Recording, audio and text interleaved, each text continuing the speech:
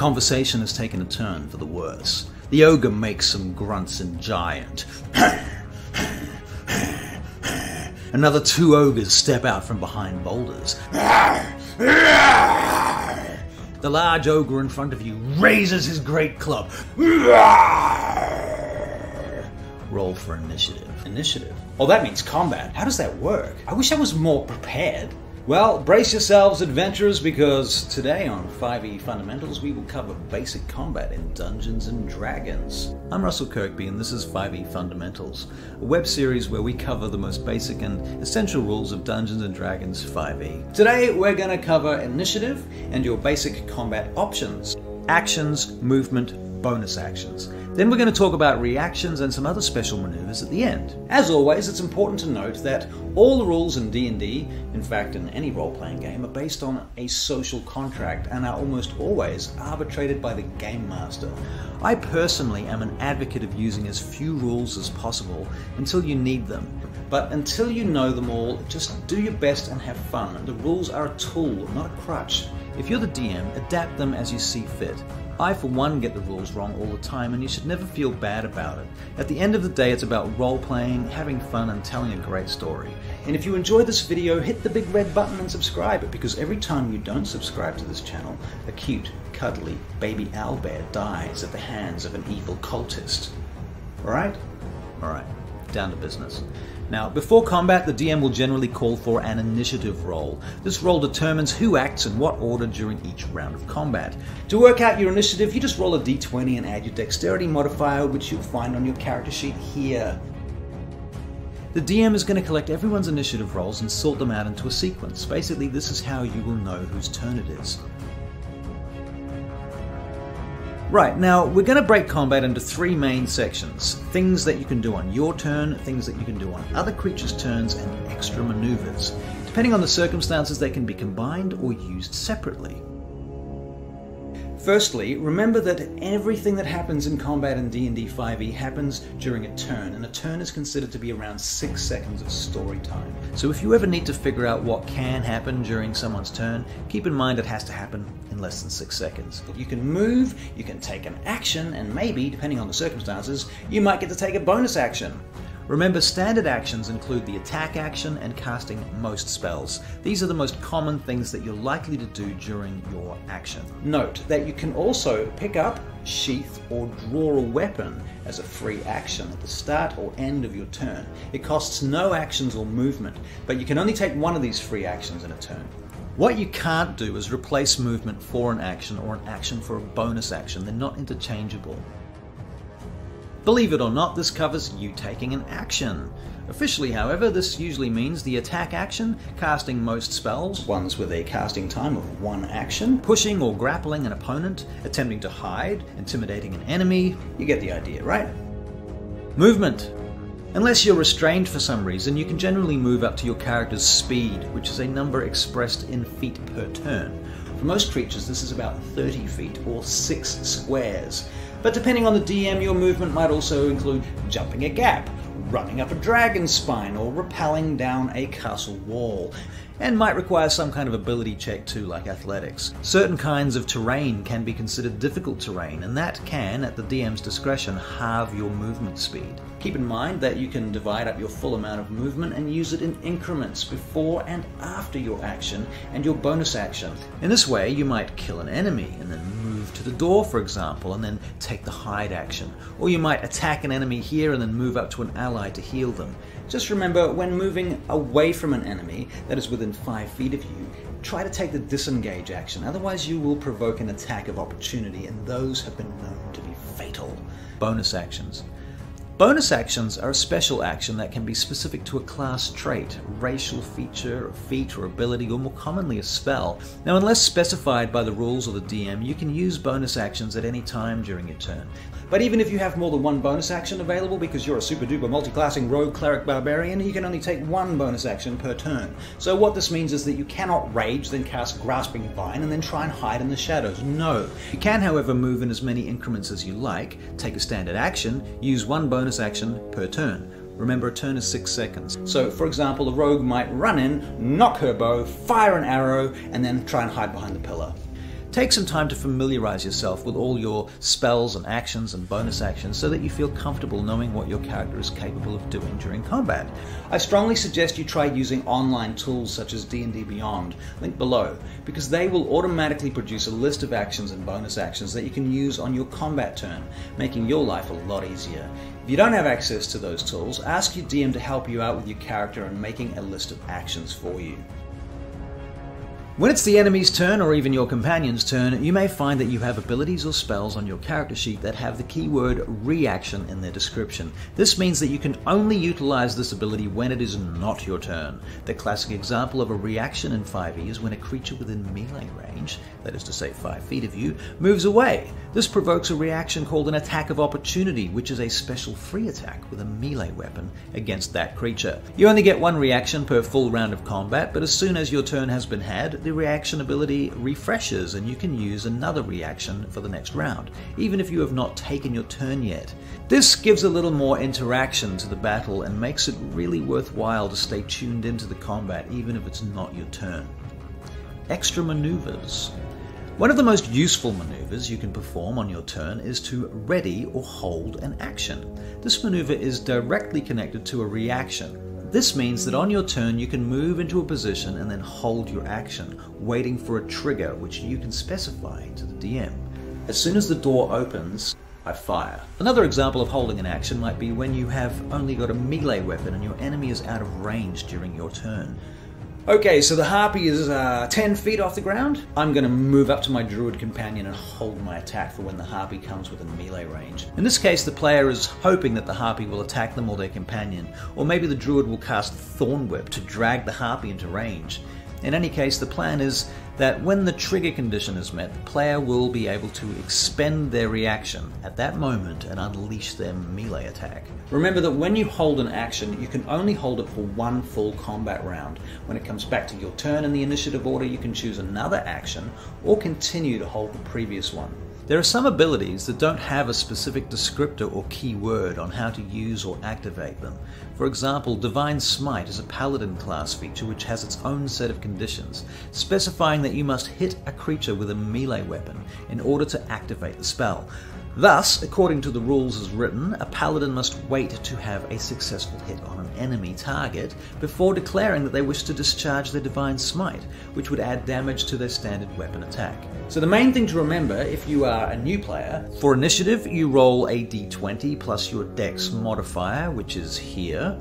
On your turn you have an action, X amount of movement, which can be split up into various increments, and a possibility of a bonus action. And when it's not your turn, if conditions are met, you might get an opportunity to use up to one reaction per full combat round. If you're ever unsure, talk with your DM and find out in advance what options are available to your character. Discuss when you can or cannot use a specific ability so that it's clear. Keep in mind the DM may want to change how specific rules or conventions work, either to suit their game style or their campaign setting. I played a game once where cantrips were always bonus actions. Remember, the rules are a guide. They're there to help you tell stories and have fun. Every DM has the absolute authority to run their game however they want. Ideally, I suggest that you should know the rules before you break them, but if you're still learning the rules, then just make sure that you and your fellow players are having fun.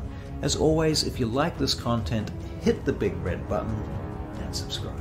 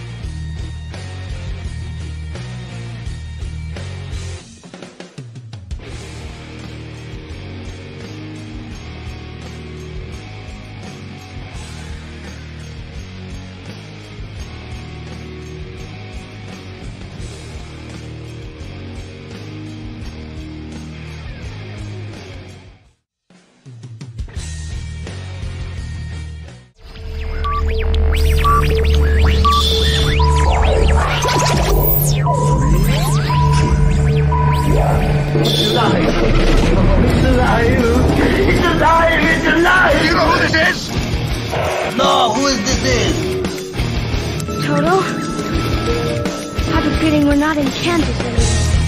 Where we're going, we don't need roads.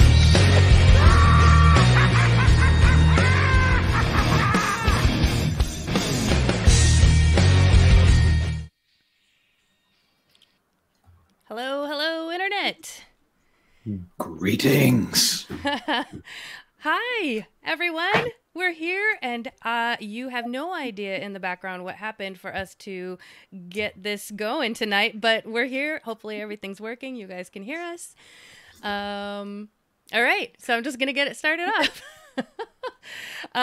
If you're just joining us, we are The Game Podcast, hosted by Dungeon Studios. We go beyond live play and dive deep into every topic from session zeros to campaign heroes. With lively debates, thoughtful analysis, and plenty of laughs, our weekly podcast is the perfect companion for any D&D fan. We stream live and interact with our chat on Facebook every Monday, almost every Monday, 7 p.m. Pacific, 10 p.m. Eastern, and it's about 2 p.m. New Zealand time. How are you doing tonight, Russell? Oh, I'm doing all right. I'm just doing some pretend sign language so that we can look like politicians or something. I don't know. You know, but I don't actually know any sign language, but I mean, I know a couple of signs, but they're probably not appropriate right now. That's too funny. In any case, here we are. We're back, and welcome to the game. Welcome. I'm Russell, and she's Giddies. Giddis, that's right. I know sometimes we forget and use real names, but yeah, I do like Giddis. If you're just joining us again, I'm going to give a real quick recap. Giddis is the name of my BBEG in my homebrew campaign that we are just about to finish. And so when it came time to pick a name for myself, my husband was like, yeah, why don't you go with Giddis? Because then she can live on forever. And I love that. Right. So she's going to. Fantastic. Yeah. Awesome. All right. Yeah. You want to start it off? Let's get going. Let's talk some shit. All right. Well, I mean, before we talk some shit, I guess we're gonna do. I don't have much for Retcon Rewind. I think we've been a pretty solid podcast the last few times, so there's nothing I need to correct or anything I need to clarify from previous episodes. However, if you've been following us, you will notice that Doc is not here with us again tonight. I'm just going to keep pumping out excuses. If you follow him on his Facebook, you might have noticed that he has been picked up by DC Comics, and he's going to play Bane in the next Batman movie. Yeah, that's right. Pretty sure that's it. So that's why he's not here with us tonight. We'll see if he will join us next week, but... We did decide to let him out of the dungeon for a little bit, and now he got picked up by DC Comics. That will teach me. I can't help myself. I'm fucking with my camera. I kind of noticed. I wasn't looking at first. I just can't help myself. It's just one of those things. It's there, and you just have to twiddle with it. And I'm sorry. No problem. I apologize in advance. Well, all right. So I'm sure our live viewers are entertained. They probably don't give a damn. They're probably not even watching us. They're listening to us in their cars or something. I don't know. Who knows? Who knows what people do with the internet? Who knows? Anyway, we have things to talk about and stuff to do and all of that. So yes, stuff and things. All right. So I'm sure you're looking at my notes and it's daunting. Did you hear anything about... this is kind of an ongoing thing, actually, but... I guess there was recent news about the D&D lawsuit between TSR and Wizards. Do you know anything about this? Right. Yeah. I mean, obviously, if you're not been around for the last 30 years, TSR, tactical, what are they called? Tactical something? I don't remember. You know, I meant to look that up and I forgot. I mean, what was it? Tactical something. I'm sure I could look it up right now. What does anyway, I know the T is technical. Mean? Oh, well, see, this says total shareholder return. That is completely wrong. Google doesn't know me. All right. Anyway. That's all right. In any case, they were the people that, when Gary Gygax created Dungeons and Dragons, that was the name of the company that they formed. Right. So, the original company. And as far as I know, after he died, his sons recently started up a new version of it or something, and there may even be another version of it too. Yes. I'm sure. Hey, Avery. You're about to tell us how that all works. Hey, Avery's back. Awesome. All right. So here's the thing. I'm pretty sure Doc touched on this like during one of my very first times joining the podcast. And Doc is the keeper of all lore like this. He knows every little bit of detail. So I wish he was here, but I'm going to try to cover this as comprehensively as I can without like boring us all to death. So if you don't know what's going on, there is a lawsuit between TSR and Wizards of the Coast. However, I had to dig into the timeline. Actually, this is what I did first. I know that Doc loves the YouTube channel Dungeons and Discourse. If you have not checked it out, I didn't know anything about it until Doc started talking about it. And then I had to go check out Dungeons and Discourse. And she's great. So entertaining. So she's awesome. I thought if anybody's going to have information on this that I can take in a short amount of time, it's going to be her. And I was not disappointed. And so if you want this information in a much, what's the word I'm going to say? Smaller tidbit, because we're going to really break this out a bit. Go check out her YouTube. And she also provides a link that has like this whole timeline that I'm about to go through, because this is what I had to do for it to make sense into my head. What's going on with this lawsuit? There's this whole timeline. So let's just for clarity's sake, Dungeons and Discourse does this. I'm going to do this.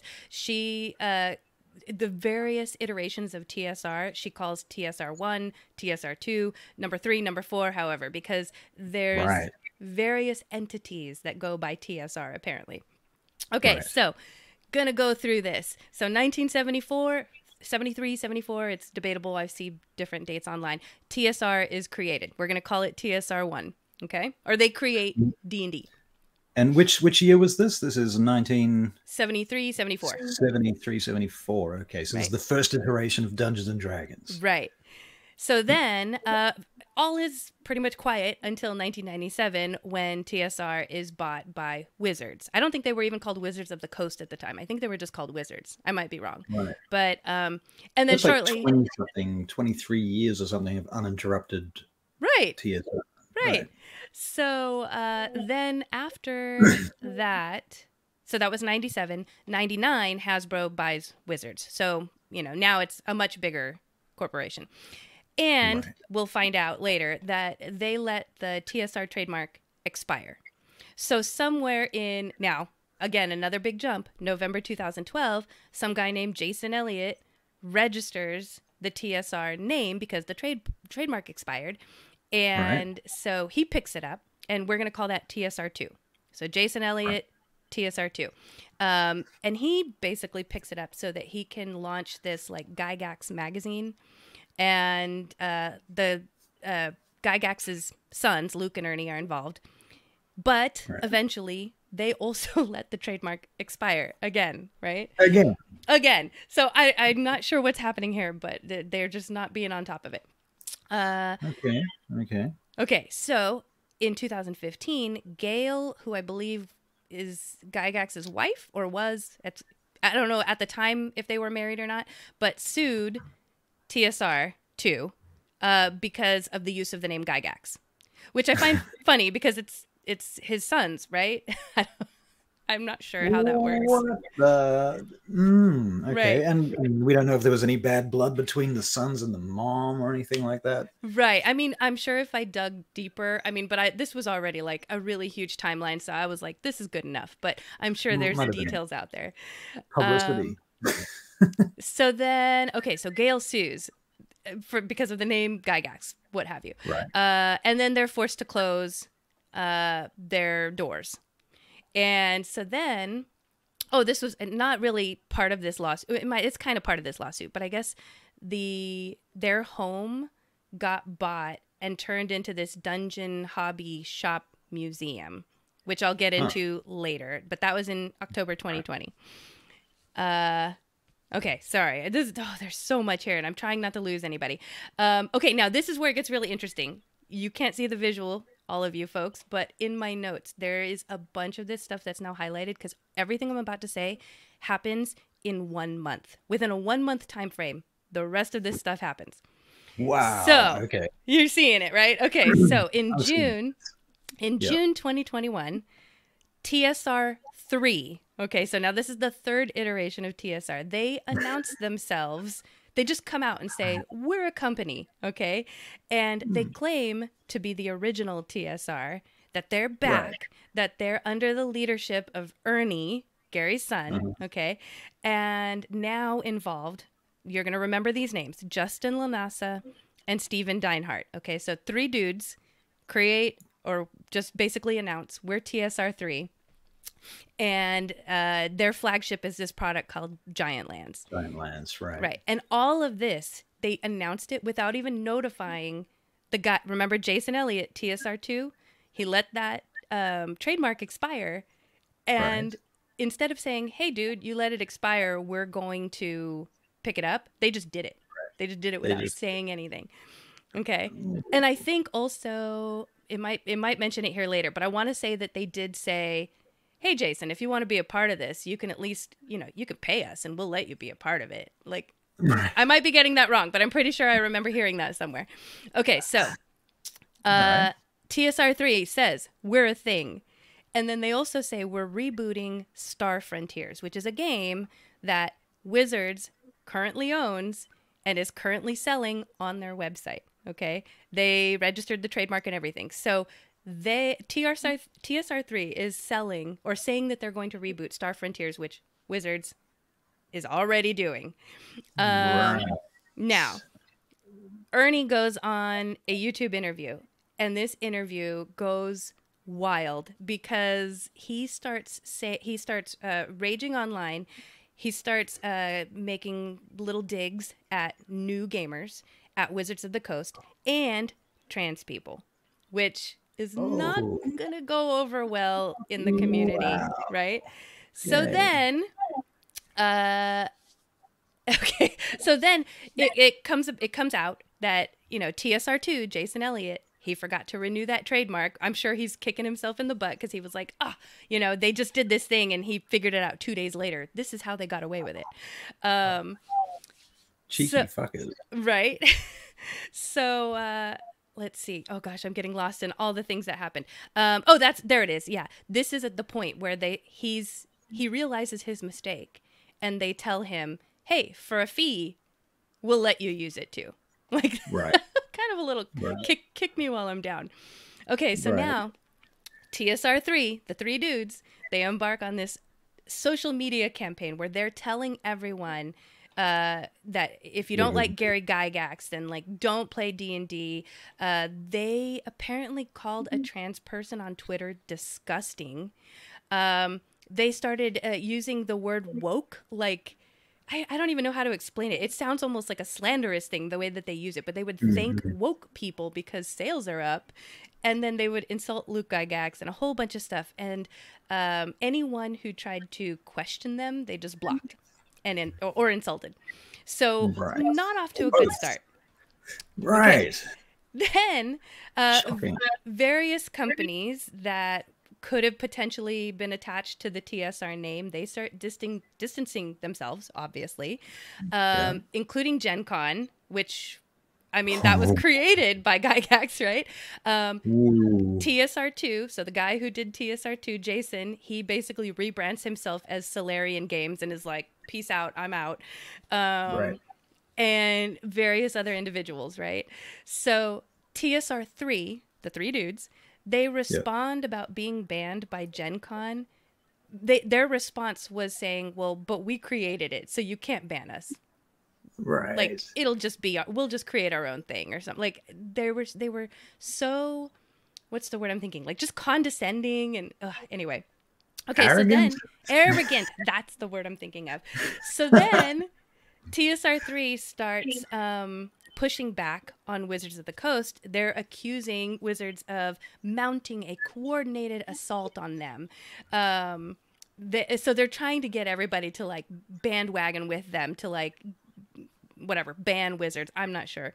But, and you'll find out, I think maybe it was the next day, after they go on this media campaign saying Wizards they're bullying us. The very next day they deactivate their Twitter accounts because they received a cease and desist from Wizards.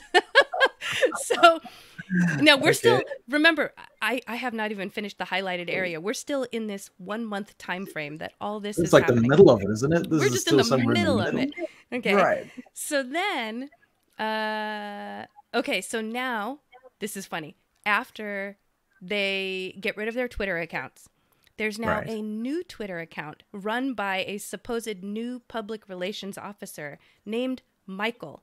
But Michael. there's no such person as Michael. So they just created their own public relations officer to handle this.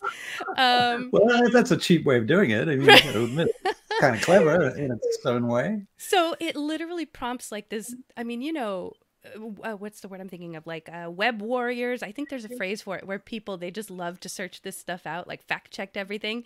So Right. it prompts this whole online search for who's Michael, because no one has heard of him. No one's seen him. Right. He doesn't exist. Right. Then Stock TSR photo kind of deal, I suppose. Yes. Okay, so now at this point, I believe Steven Deinhardt, so he's one of the three, right? I believe he starts pulling away from this TSR3. And this is where it gets kind of a little dicey, because when you listen to the video from Dungeons and Discourse, she goes from TSR3 to TSR4, but in the timeline, they go from TSR3 to TSR 3.5. So bear with me. I'm going to say TSR 4. I feel like it's a little bit cleaner. So Steven, one of the three guys, starts kind of pulling away, and he registers a site. It's registered as Wonderfiled, but then I think very shortly he corrects it to Wonderfilled. So I think he just, like, on a whim, misspelled it or something. he misspelled his own website that he was creating, and then was like, whoops, I need to fix this, because he was also trying to pull away. He was breaking up with them because of the politics. Right. So he misfiled his own site and then corrected it later. So he is no longer part of this TSR3.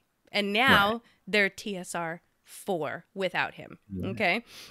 So let's see. Oh, that's right. Okay, so the Giant Lance projects that I mentioned before. So Steven, with his little Wonderfiled company, continues to feature this Giant Lance project. Okay. I thought you said Wonder Defiled or something at first. Wonder Defiled would be a great. Yeah, he could have spelled it that way. All right. So let's see.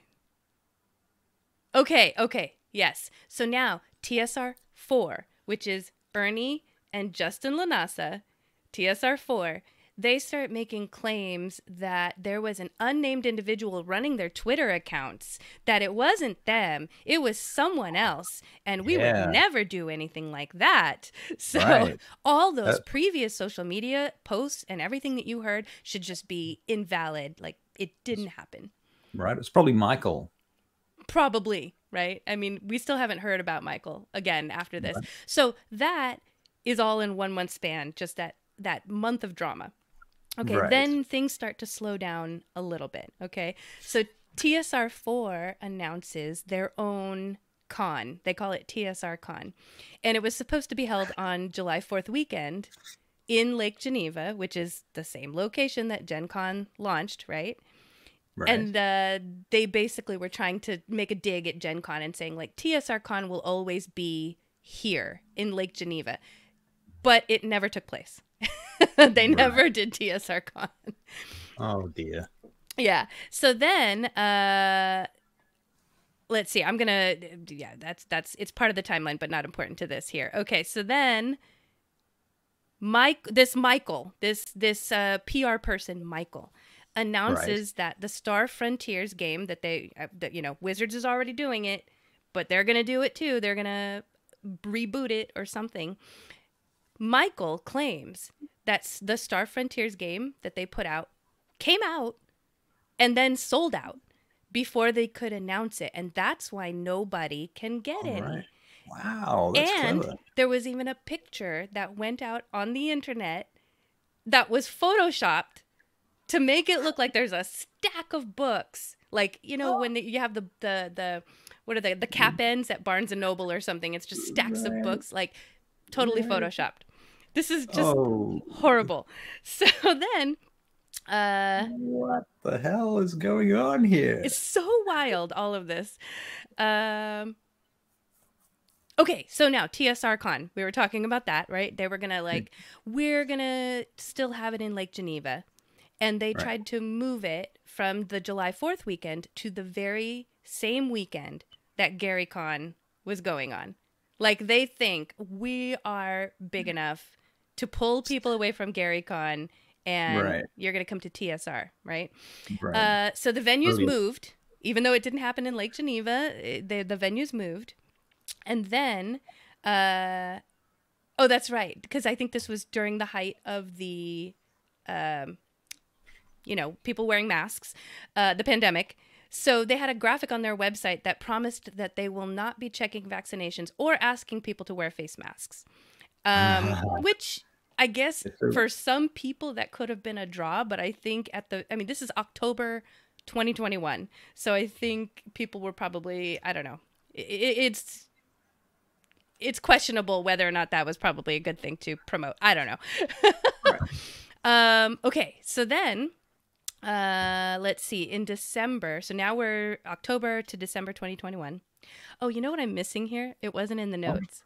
Okay, so so they're trying to do TSR Con.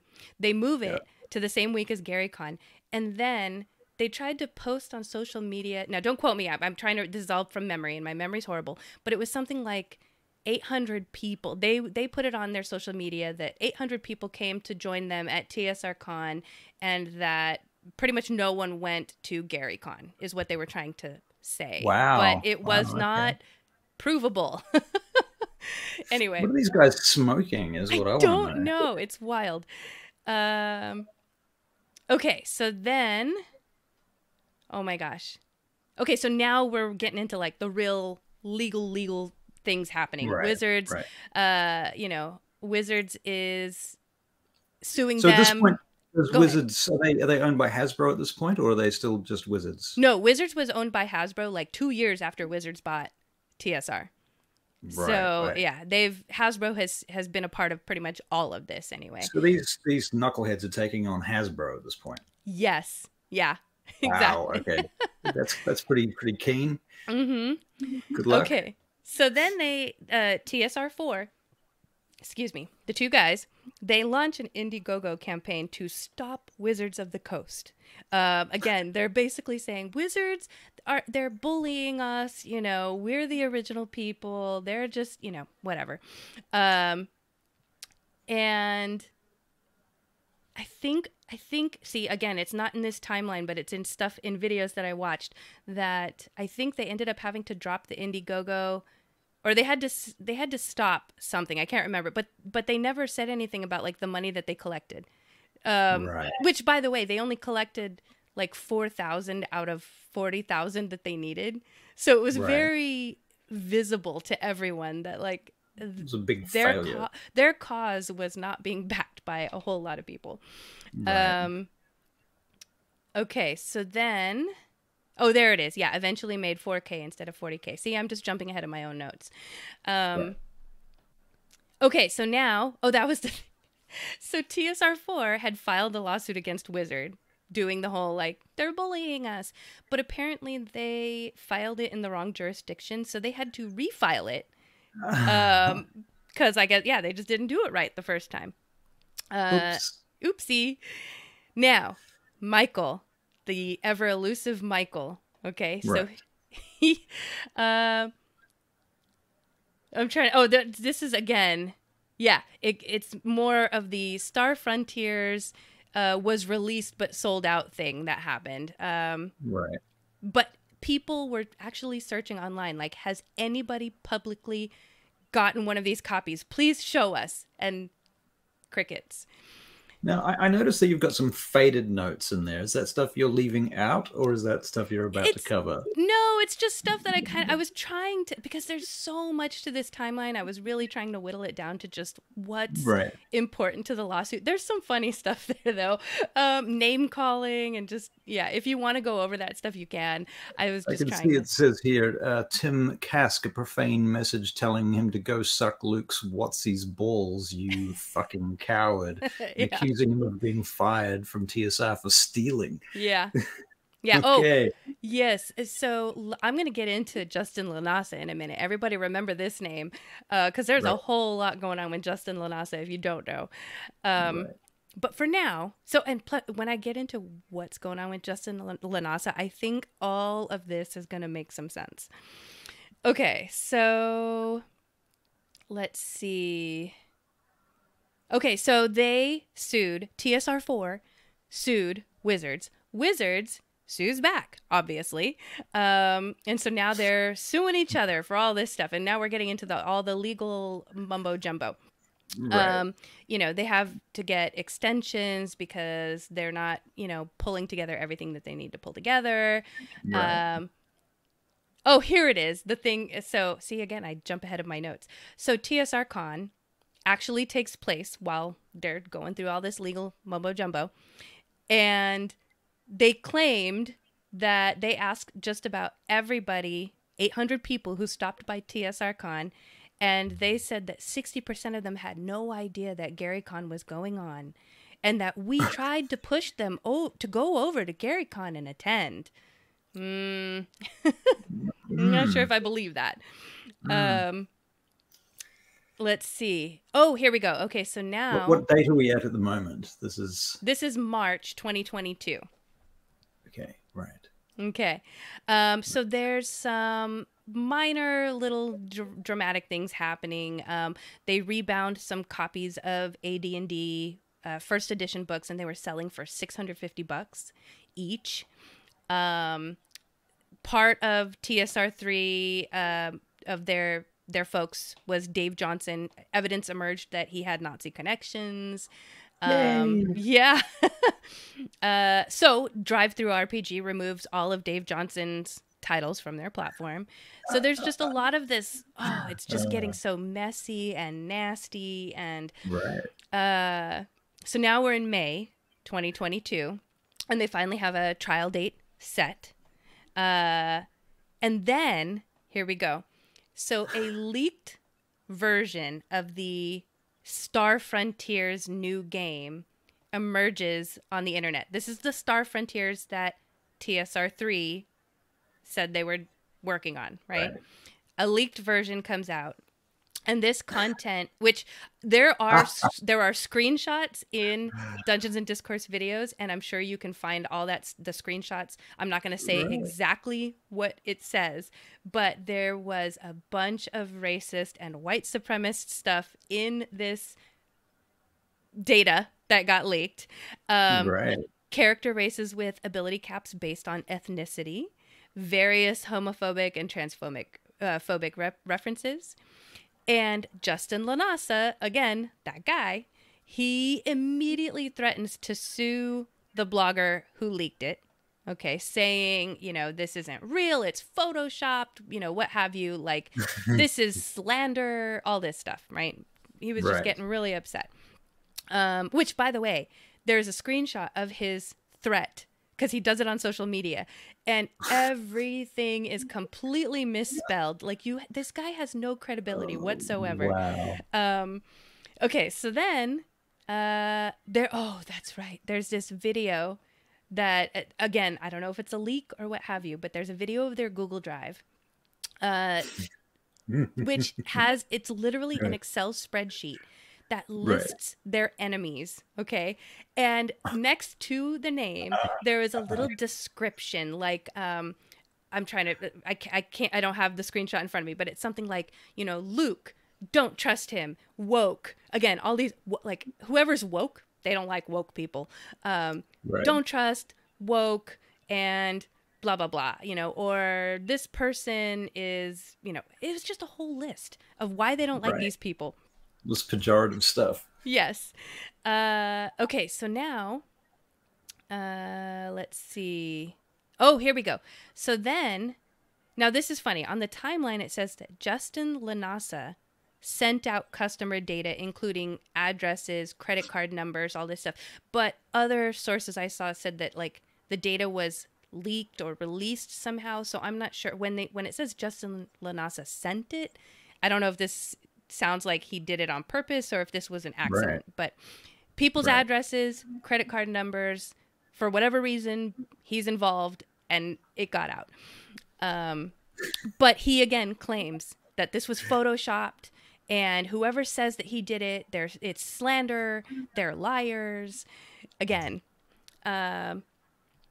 let's see. So then, okay, so yeah, now this was back in September when that happened, and then now in June this year, they're filing for bankruptcy. Okay, now the thing that's really interesting, it's not here in the notes, but when they filed for bankruptcy, they have to list like what their income is or what their Right. profit or what have you.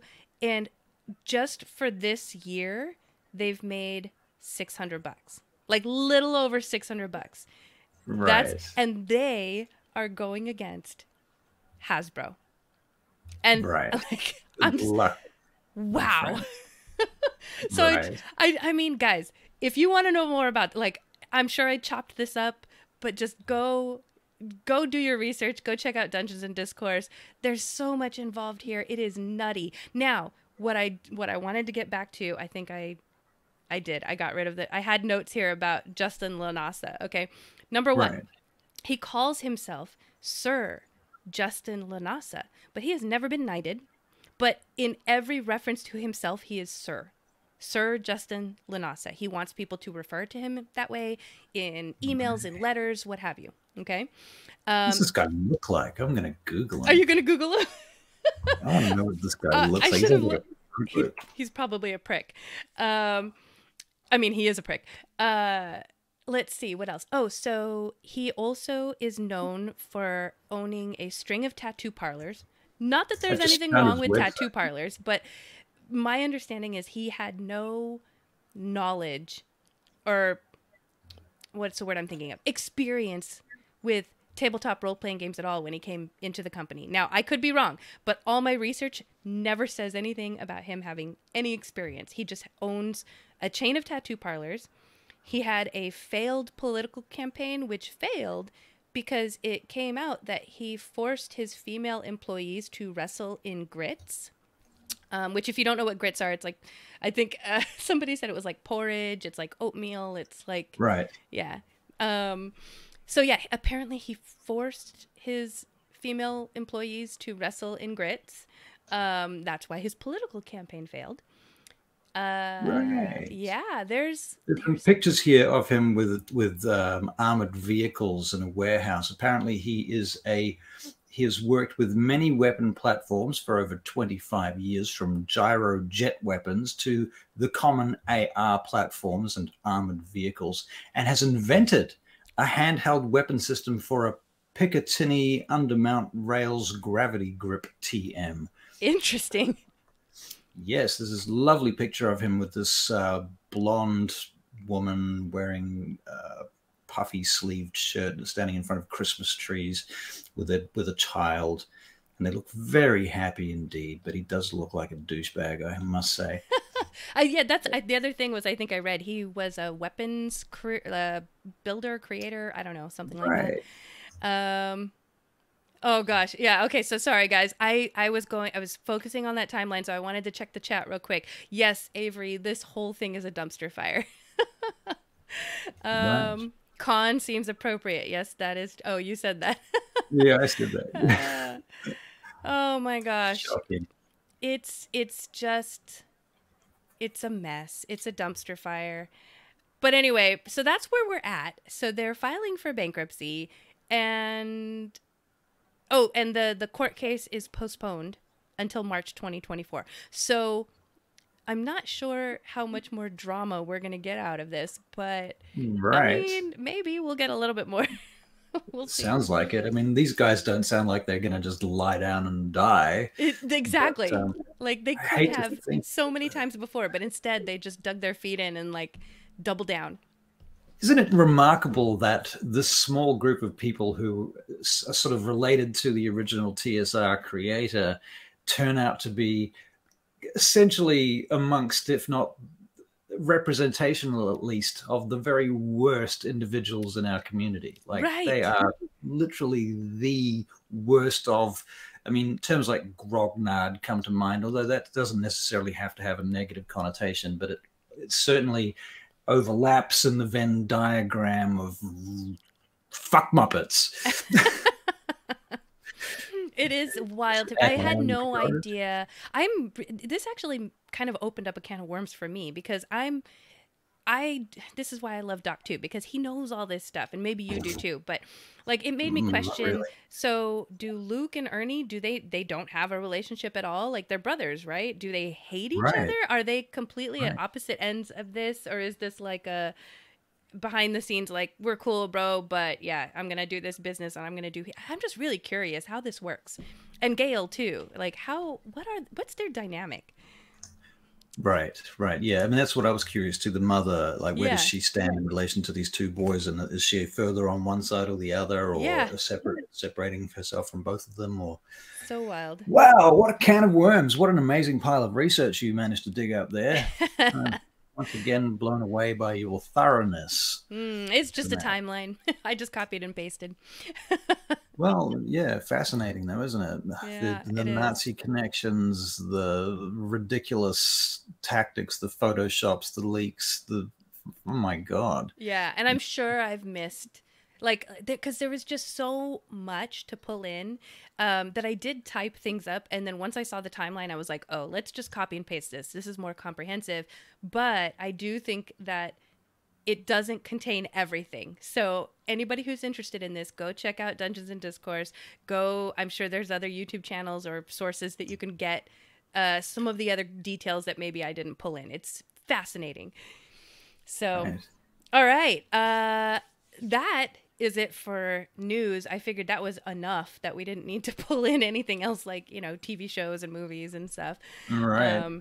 But now we're going to move on to our next segment, which is Your Week in Games. And I have nothing to report for my week in games. I have not had anything happen this very last week. So I thought we could just... I'm so sorry. No, that's honestly, let me clarify. There is a moment here where I need to plan for... I'm trying to remember now. I feel like I don't know if I told you guys this. Yeah, you're planning the end of your campaign, are you not? I am. And so that's right. Yes. Okay. Because last week I showed you guys the 2 pieces of terrain that I built. Right. And they were fucking awesome. So I do have something to report then. Nothing major, but I built those 2 pieces of terrain thinking, okay, I know the general direction they're going to head. This can happen or this can happen. Right. And because it's getting towards the end of the game, gosh, stop me if I've said this. I feel like I've said this to people, that they are doing, when you're at the end of a video game and you're like, oh, I still need to complete this. And I'm going to complete all the things before I go to the... Right. So they're... Tidy it up, wrap up all the loose ends. Instead of going where I thought they were going to go, they just kind of decided, you know what? We haven't gone into this guy's backstory. Let's go over here. And right. so you did mention that. I did say this. So now I'm at a point where I kind of have to get back into my world building head because I didn't expect them to go to this area. And as much as I want to kind of expedite things and get them to the end, because I promised them that we would get to the end by so-and-so months, I don't want to just gloss over this person's backstory because he hasn't been able to play as much because he has kind of a rotating schedule. So I did ask him and I said, what things would you as a player want to experience? Like, when we get to the end of the game, would you have gone, oh man, I wish I'd tried to find this person. I wish I'd, done this while I was here in this area. Like, what are some things that you're going to miss if you don't do it so that I can try to incorporate that? So that's where I'm now trying to figure out how I can fit that in. So I Right. can't say too much because I'm pretty sure he's listening. However, if you guys stick around, we are going to world build and create a monsters encounter for this game. And then I will tell you guys what happens. So stick around. But that's Cool. it for my weekend games. Wow. Okay. Well, that's pretty interesting, really. I mean, going into characters' backstories is always a great source of inspiration, and there's always, a ton that can come out of that. And it's always going to be relevant too, because it's, obviously it's intimately tied into a player character's, history and story. So you'll have at least one person who's excited about it. Right. And given that the other players theoretically have relationships with that character, then they will be probably interested too, because they get to find out more about their companion. Right. So that's pretty cool. Well, actually, what was really interesting was it wasn't even so the backstory that we're going into. It wasn't even that player that said, "I want to go into this." It was actually another player who said, Right. "Hey, we haven't gone into his backstory yet. Let's go over here." So he was interested. So you're right. I think at least a couple people are like, "Well, what's happening over there? Let's go check that out." Well, I mean, if that's what they want, give the people what they want. Exactly. Give them games and give them bread, I say. Mm-hmm. Haha. Yeah. Well, I've had a fairly quietish week, really. I haven't been feeling that great this week. I've been a bit sort of drained and a number of migraines and things. So it hasn't been a great week, but have had some fun nonetheless. We did part 2 of the Festival of Fame, run by That's the one you play in, right? Yeah, that's it's in the time slot where normally I DM and I stream the Veingate Chronicles, which for us is Friday nights at 7 p.m. plus 12 UTC on Roll Stream at Twitch. Just saying. But for the last 2 weeks, Caitlin Flower, who's one of our players and also a fabulous actress, she has been DMing for us, and so we've been doing this thing that she's called the Festival of Fame, which is kind of about what's essentially happened is our player characters have been, we found this festival in the middle of nowhere, sort of in the forest at first, and got involved with this festival, and it's turned out that it's being run by a bunch of Fae who are using the festival as a way to draw us into the Feywild so that we could then compete as tributes against other groups in different ways. And the encounter, or basically the scenario that we did on session 2, which was last Friday night, Thursday day, I think, for most of you guys in America, we turned up in this sort of water arena, with starting off on the sort of floating dirt platform, and then there were these pillars, and the pillars had different statues on them, and then there were these serpents in the water, and so we got into this sort of ongoing combat that lasted through most of the session with various traps and things and a lot of climbing up pillars and stuff. And one of our players unfortunately couldn't be there because he's getting eye surgery at the moment. So we kind of, Caitlin found a way of pulling him out of the story, and his character is my character's mentor. I play this first level bard, sixth level sorcerer, 6th level sorcerer, 3rd level bard. Yeah. I'm a halfling called Tom Hardley. That's right. I love that name. He's pretty funny. He's really fun to play, but he does talk too much. And anyway, yeah, my character is very underpowered. Like he's all of the spells that I have chosen for him are like mostly utility type spells and stuff, good for social situations, good for stealing stuff or espionage or thievery, that type of stuff. But and he doesn't really have the nature to do a lot of that stuff anyway, but he's good at it. So he will do it when he has to, but he doesn't usually sort of run headlong into those sorts of situations. And he really, really, really didn't want to fight. Like I think there's the sort of, my last line in the first session was something to the effect of, I just want to eat pies and go home. Traumatized. He was very traumatized. So yeah, we ended up in this big fight, and at the end of it, we got sucked down into the water, under the water, and we had to fight what I assume was some sort of aboleth homebrew creation thing, which actually I killed in the end. It was when I say I killed it, I mean I did the least amount of damage to it, but I got the killing blow, which involved me pulling my loot out of my bag of holding underwater and then casting catapult on it and flinging it into the eye of the creature, where it sort of busted open and smashed into splinters, and all the strings broke in this discordant melody of aboleth death. That's and awesome. actually worked. So that was where we sort of left it. Oh no, then we appeared in a forest, and we know there's wolves coming. So that was that game. Oh, before you move on, I'm just gonna say I can see my husband in the chat laughing, ha ha ha, because he knows that's his character, and he's the reason why we had to not use my 2 terrain pieces that I slaved over. Anyway, all right. Oh no. Okay. Sean, is it? Now I know who you are, Sean. Yep. Now we know. Yeah, I'm gonna add you as a friend right now. Ha! Unless you say no, which you, of course. That's too funny. Yeah. So then, what do? We had Sunfall is my Wednesday face-to-face campaign. Who Avery is in that campaign. And one of the characters, the barbarian, recently stole a artifact, an axe called Bale, which it's an intelligent ancestral weapon which he's connected to. When he first saw it in this collection, shall we say, it spoke to him, and he had to go back and steal it. Having stolen it. Wait, when you say it spoke to him, do you mean like it actually like said words, or you're saying like he wanted? Yeah, it whispers into his mind. Okay. Yeah, and it's pretty cool. I mean, when you kill something and you roll like a 19 or a 20, they have to make a saving throw to be afraid of you.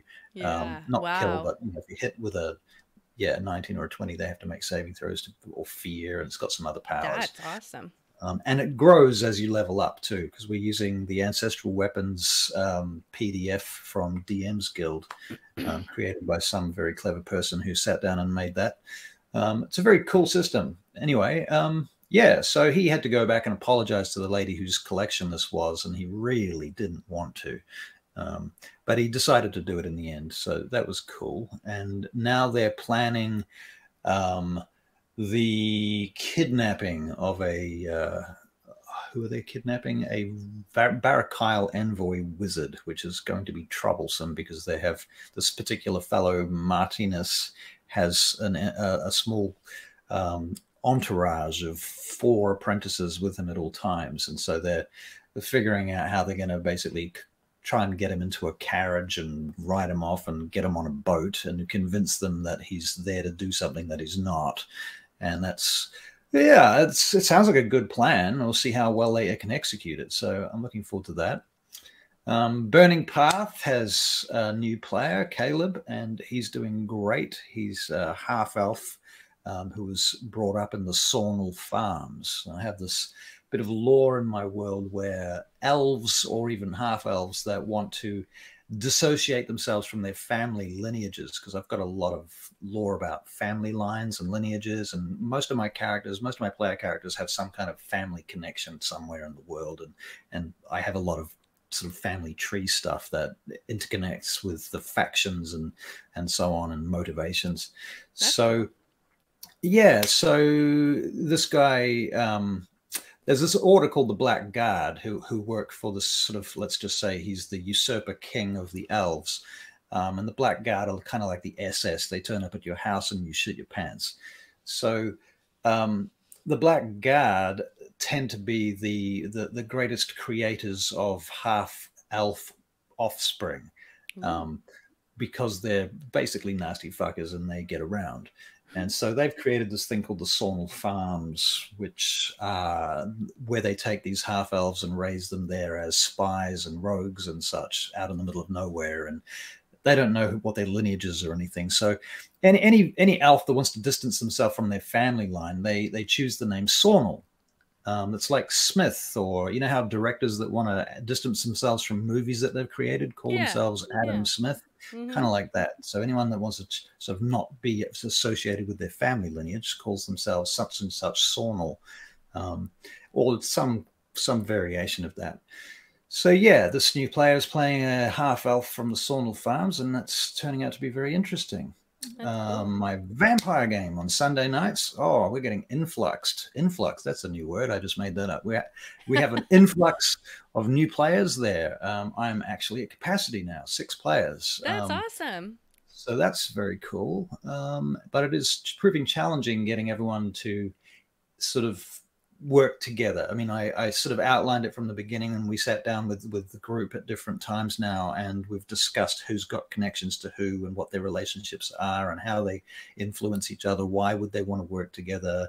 Blah, blah, blah. And we've created a pretty elaborate kind of background there now, which seems to be working really nicely. And, you know, I had to work quite hard.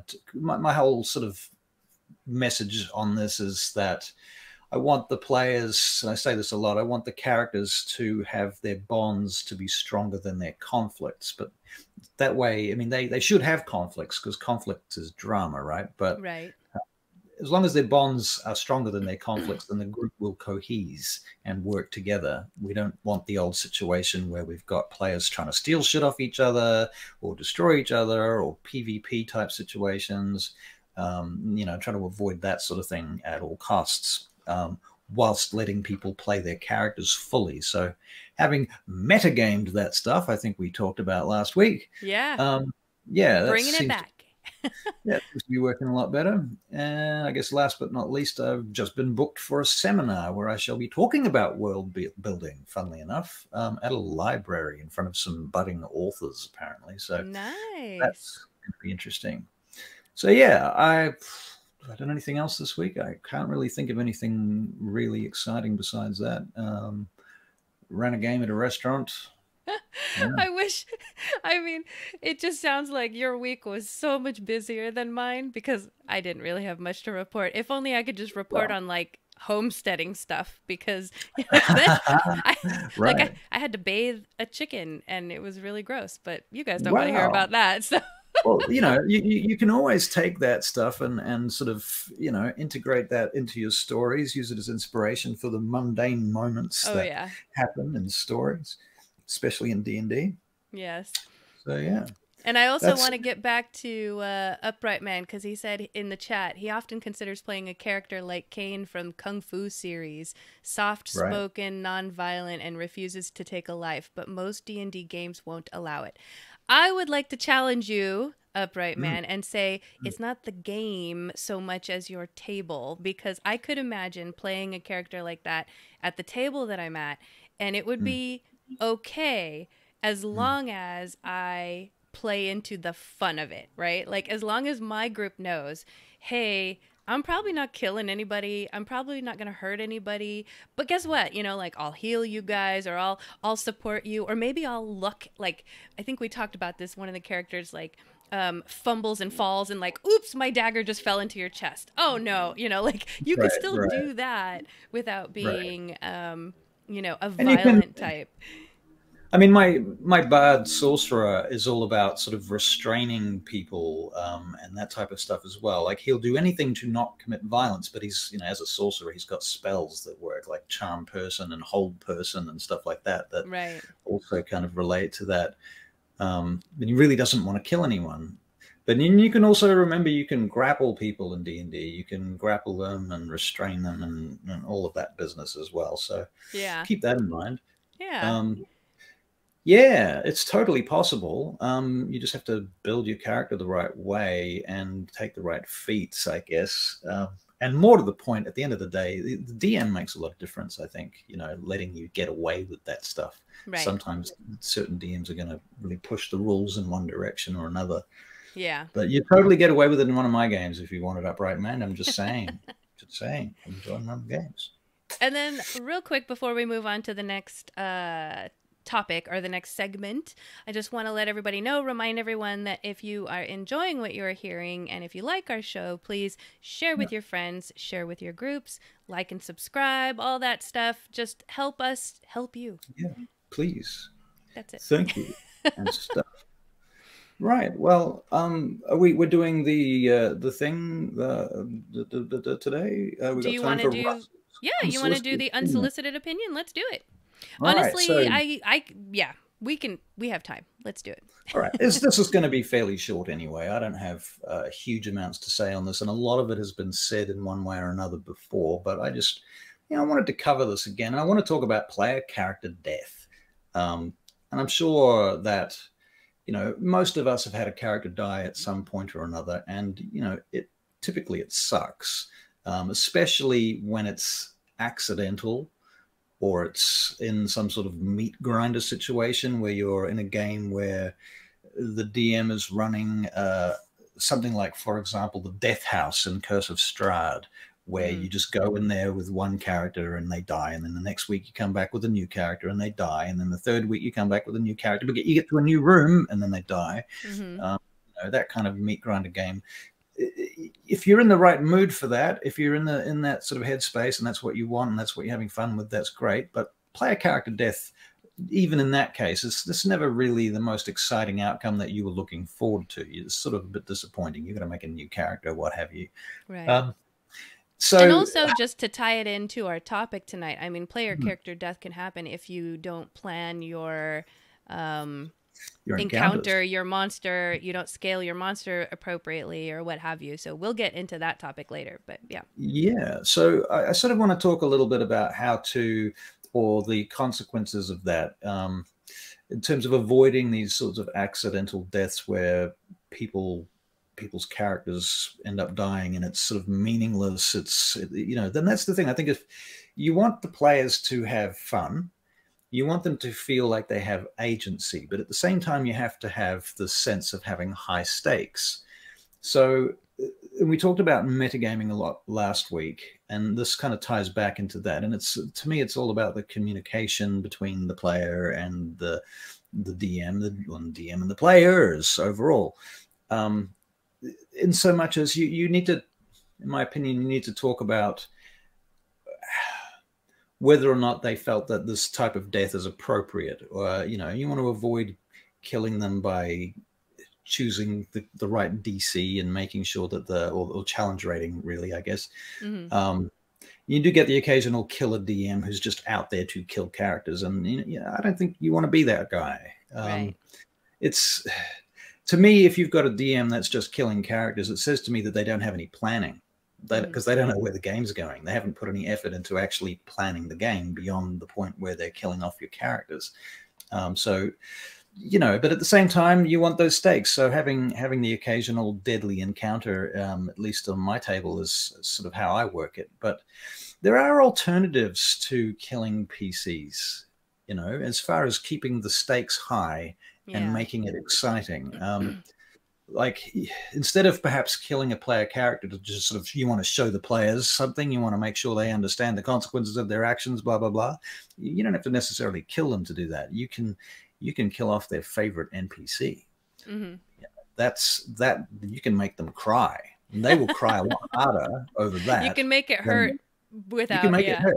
Yeah. I mean, honestly, I've seen players cry over this stuff. My ex-girlfriend from years ago didn't talk to me for 2 weeks after I killed off an NPC. I mean, literally didn't talk to me for 2 weeks because she was so upset about it. Yeah. And it was her character liked this NPC. There was like a father figure to her.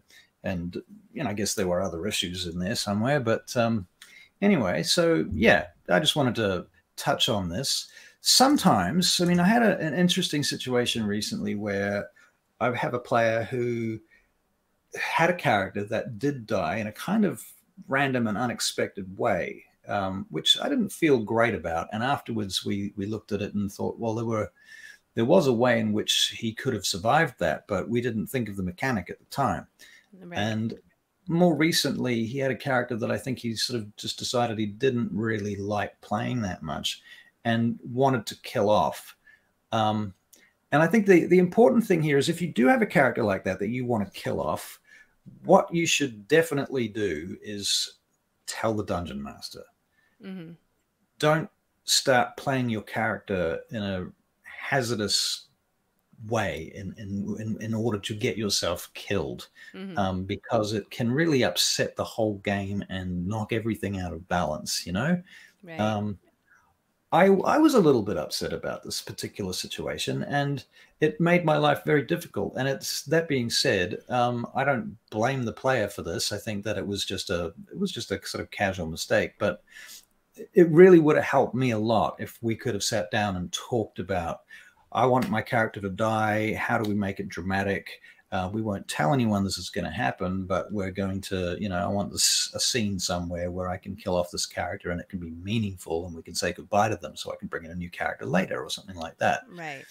That way it doesn't leave everyone at the table with like a bad taste in their mouth, Yeah, exactly. That's kind of the point there. And I think that you want your character, if they mean anything to you or if they have meant anything to you, then you want them to go out in sort of some legendary way that leaves an impression and a mark, and not sort of just be another stain on the wall of the dungeon. You know what I'm saying? Yeah. So that's all I really wanted to talk about. Yeah. Yeah, I mean, I was just kind of checking your notes, and that's the thing is, especially when it comes to creating, if you're going to homebrew or scale monsters, because I was, trying to connect this with the topic we're going to talk about later. Yeah, right. As a DM, when you are scaling and homebrewing your monsters, there's a very real chance that you scale things inappropriately or don't take something into account, and then next thing you know, you have killed one of your player characters. And I think when we get to the topic, I'll cover some of the ways that I handle when I've not scaled something properly. And we'll talk about that. I look forward to that. Yeah. Well, is it time for our break? Yeah, I think it's a good time for a break. Hey, everybody, if you've stuck around this long, please stick around just a little bit longer. We are about to get into our topic. After the break, we're going to talk about scaling and homebrewing monsters, okay? And or encounters, because it doesn't just have to be monsters, or it could be a combination of all of those. So stick around. During the break, we are going to feature some music by The Imaginary Suitcase. I just listened to it earlier today. It kind of transports me to like, I don't know, it transports me to like an ancient place. I keep thinking like, I don't know, I'm in the I'm gonna get it wrong. I'm just picturing Green Hills of Ireland. What is that like called the Moors, or where is that? Moors, yeah. Why not? I don't know. Yeah. Why not? Knows. But anyway, it kind of transports me a bit. And maybe that's not their intention, but I really loved the music. And then there's also an art video by Nat20, which I think is just one of those, those fascinating, like satisfying videos where you're just watching something and it's so satisfying to watch. It's very peaceful. You're going to love that. And then we have some deception checks from our own Dungeon Studios voice actors. So wow. We're going to see you in about 13 minutes, and then we will get into our topic. See you then, Let's everybody. Line it up.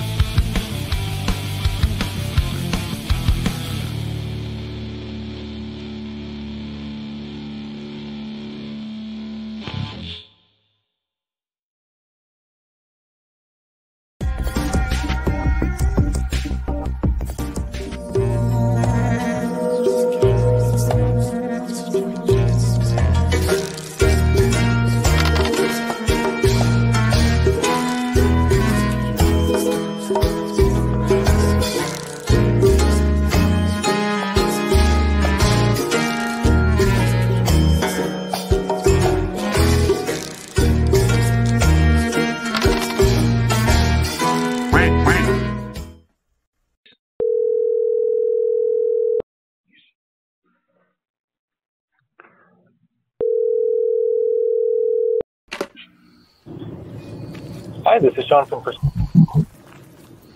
Hello, can you hear me okay? Hello? Yep.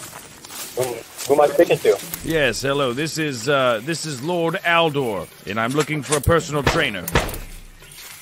Great. Good. Are you in Ventura, Camarillo, or Moore Park?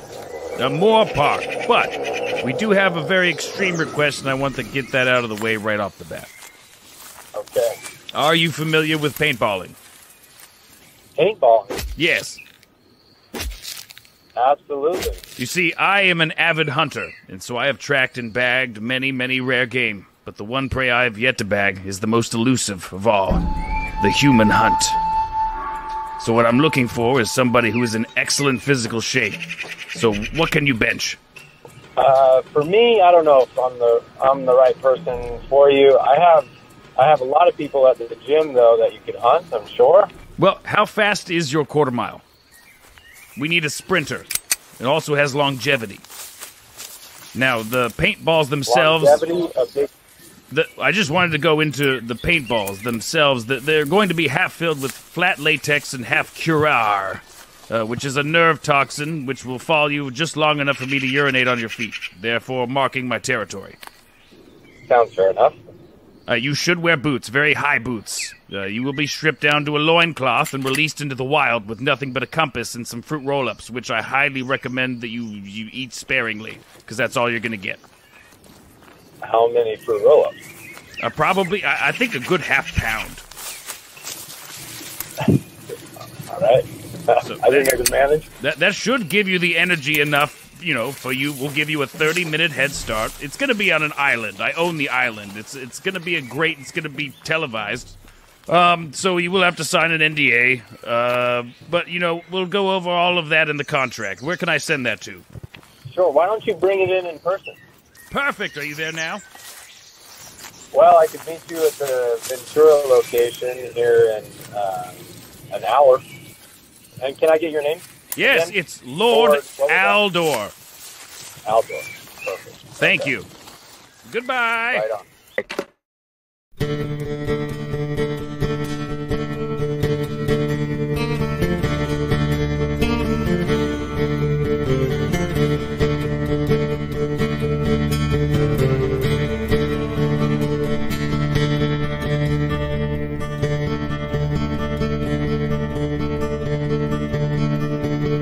She sat down below a thorn, fine flowers in a valley, and there she has her sweet babe born, and the green leaves they grow ruddy. Smile is so sweet, my bonny babe, fine flowers in a valley, oh your smile is so sweet, you smile me dead. They grow rally. She's digging out a weeping knife, fine flowers in a valley, and she twined a sweet babe of its life, and green leaves they grow rally. She's hooking to grave by the light of a moon, fine flowers in a valley, and there she's buried a sweet baby, and green leaves they grow rally.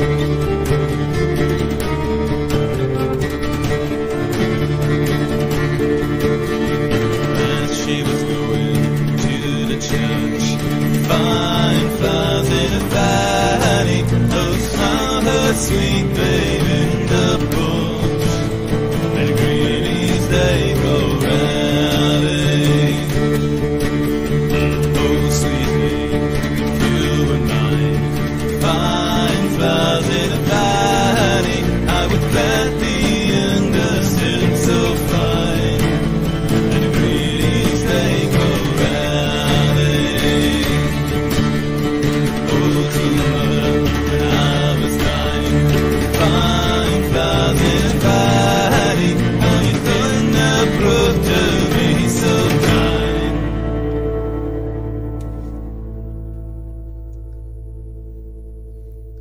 And the green leaves they grow ready.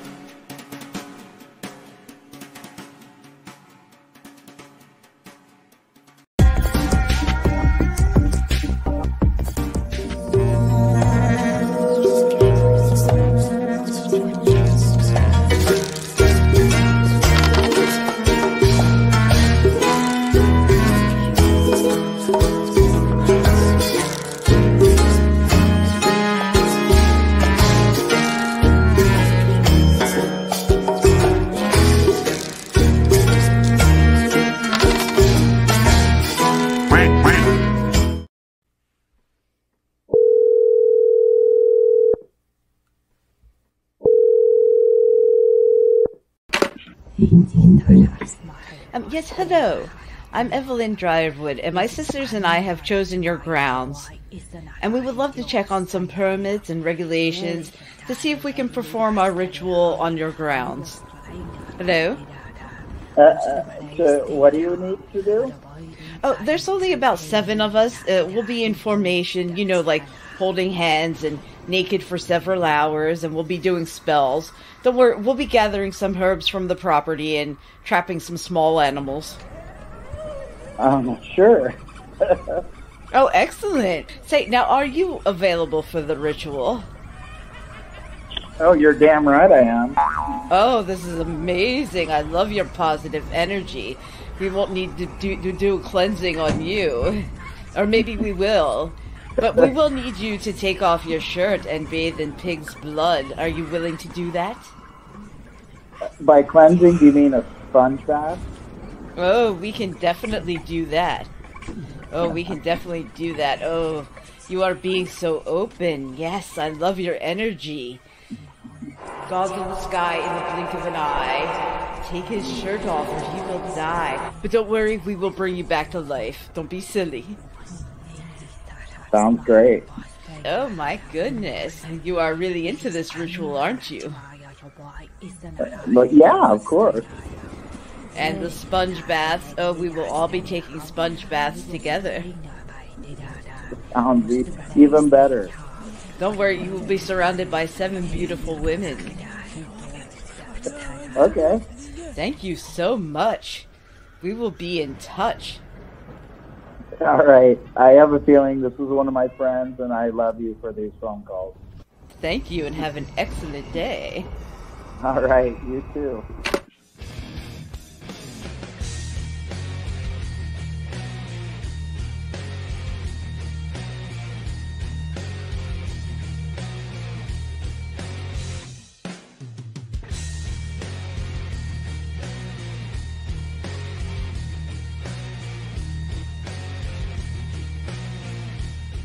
Keep my rules to myself. Fudge a couple numbers so the body don't run out of health. Won't raise the perfect if you can't watch them bleed. It's a lot of power to wield. Ooh, gotta balance these conflicts. How other players gonna handle taking licks now? Not to end their fun till the game is done. Ooh, it's a pleasure to inflict. Ow, get up big and watch the players start to trip.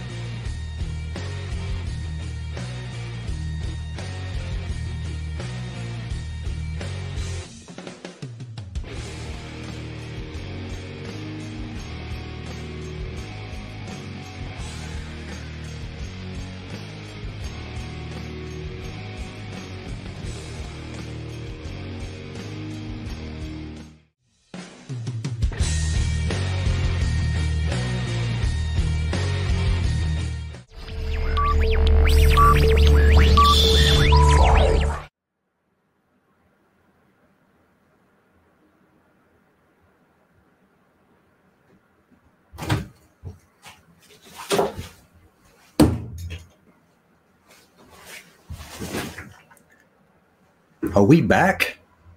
Why can I not hear anything? That's me. I forgot to unmute myself. So the internet just watched me just talking at them mutely. We're a very smooth run show. We are. That's right. But entertaining. Okay. Perfect. Practice makes perfect. Exactly.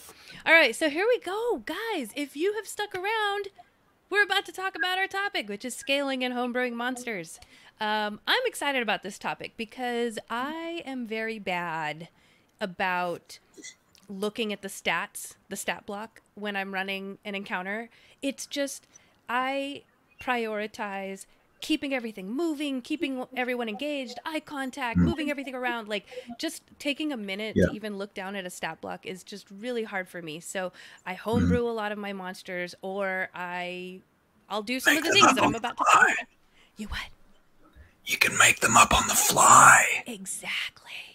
Don't tell anyone. It's honestly easier than you might think. I see a lot of questions sometimes from people in forums where they just, and again, I mean, if you're new to the game, I totally understand that you feel the need to stick to the rules as written because you're just getting your feet under you. But I'm telling you, even if you're new to DMing, you can do this easily and your players will never know. All right, so here we go. Probably like it too. They'll probably like it too. Okay, so let's talk about scaling first. All right, what does it mean to scale a monster? How would you describe it? I wanted to ask, why would you scale a monster? Is that an important question, or do we have that? We can come back to. Yeah, let's talk about why scale a monster. Why scale a monster? Well, why would you scale a monster? So I would scale a monster because for example, we're going to talk about this later, but my players are in an area that's like mountainous, rocky terrain, and I want to grab a monster or something like it that would fit in that terrain. So I usually go to, D&D Beyond or what have you, the monster manual, try to find the appropriate monster, but maybe that monster that I like isn't it's not the right CR or the challenge rating or what have you for my party. So that's when I would scale it. Yeah, I mean, I have similar kind of feelings to that. And I mean, for me, if you look at the monster manual, you go through it and there's all these monsters and they're all different challenge ratings, and that's great. And this gives you a lot of choices. But usually, I mean, for me at least, my campaigns have a kind of aesthetic or a theme or a mood or a tone. Right. And throwing in random shit from the outer plains or from wherever. Like imagine being in Vampire and all of a sudden you come across a pink, fluffy bunny of doom. Like that's not really it's gonna break immersion, right? Exactly. And I mean, I think I was saying about this last week. I have a lot of orcs in my campaign, for example. There's a whole thing going on with orcs, but there's only so many orcs in the monster manual. So at some point you're like, well, I need some more orcs. I need to change this up. I need different types of them and different levels of them. And as the characters sort of scale up, there's no reason why an orc can't, get to level 10 or what have you. You can have a more powerful group of orcs or what have you. So when you want to have consistent antagonists in your story or factions that are going to be the ongoing antagonist through to the end or something, or at least through a major story arc, you don't want to get to the point where the players are just wiping the floor with them constantly because that's too easy. So that seems to be the general thing there. So for me, it's mood and tone, and it sounds to me like that's a similar thing for you. It is, because I hate to break immersion, whether it's me being the DM and taking a minute to look at things, or just coming across the pink fluffy bunny when what, where are we? Like, it doesn't make any sense. I think there needs to be more campaign themed creatures, monsters with the range of challenge ratings, so you can have a campaign that's set in the Arctic and you don't have weird fire shit coming into it, or whatever. And I sometimes, because I just want to make sure it's clear to anybody who is listening to us, like when I think when most people talk about scaling monsters, they talk about like scaling them up, but you can also scale them down, right? Like, for example, for me anyway, as a player, beginning levels can like level 1, level 2, level 3 can kind of be sometimes a little boring. And so I like to treat my players with something that feels like an epic encounter, like they're coming across a big monster, but I will scale it down and also have it make sense. Like it's an injured big monster, or, you know, for whatever or a baby reason. one. Yeah, or it's a baby big monster, you know, so you can take big monsters or, you know, high CR monsters and scale them down as well. So, yeah, it's just fun. Yeah, All well, right. they've just woken up from a long slumber after Yeah. 1,000 years, and they're still a bit groggy and not so good on their feet yet. That's another great reason. Yeah. So you can come up with any reason that would make sense for why this huge monster is just not as powerful. The Lich has just arisen, and they're still getting their powers back. It's going to take 3 days. Now you've got a time lock. Do the thing. Yeah. All right. Anyway, I'm sorry. Please continue. That's fine. Yeah. So let's talk about ways to scale a monster. And there's so many ways to scale a monster. You can, and this is where, for those of you that are new, just hang in there, because I know there's the question of, but how do I know how much to scale the monster? How, you know, how much do I tone it down? How much do I tone it up? I will get to that. We will get to that. But for now, I'll be let's listening talk about intently, because I don't know. Yo, really? Okay, I'm going to tell you my trick. So ways to scale a monster, all right? So this is what I would have you visualize, new person or anyone who's listening, right?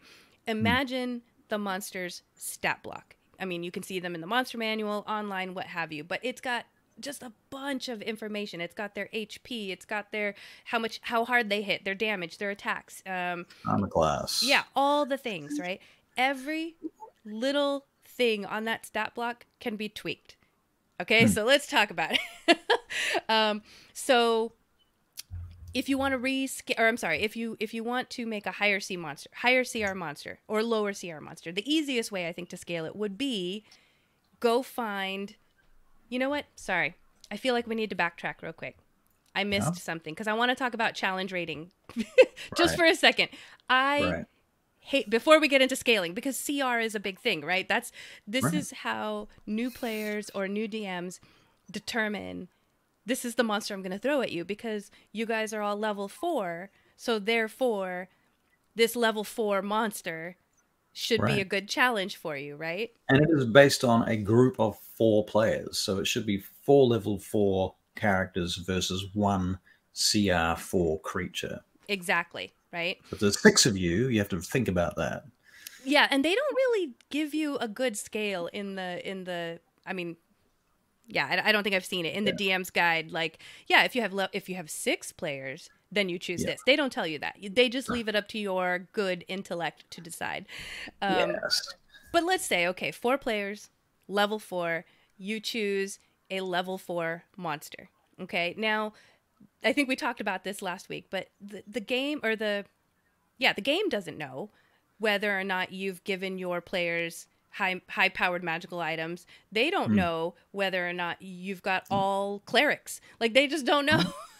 So the CR is a suggestion. It's a guideline. And it's a very loose guideline. It's a loose guideline, and it can be helpful. But this is where now that we've talked about challenge rating, now we can talk about scaling and the things that I do to combat things like throwing a monster at your players and your players just like bash it in 2 hits and boom, done. And boy, that was a lot of fun. The book said it was going to be fun. It said CR should be fine, you know, or the opposite happens and, oh no, you've got your player character death and that wasn't the intention. It was just a level 4 monster. And that can happen when you have your low level characters. Oh, you got to be so careful with them. They're so squishy. So yeah, sure. Okay, so now, sorry, had to backtrack.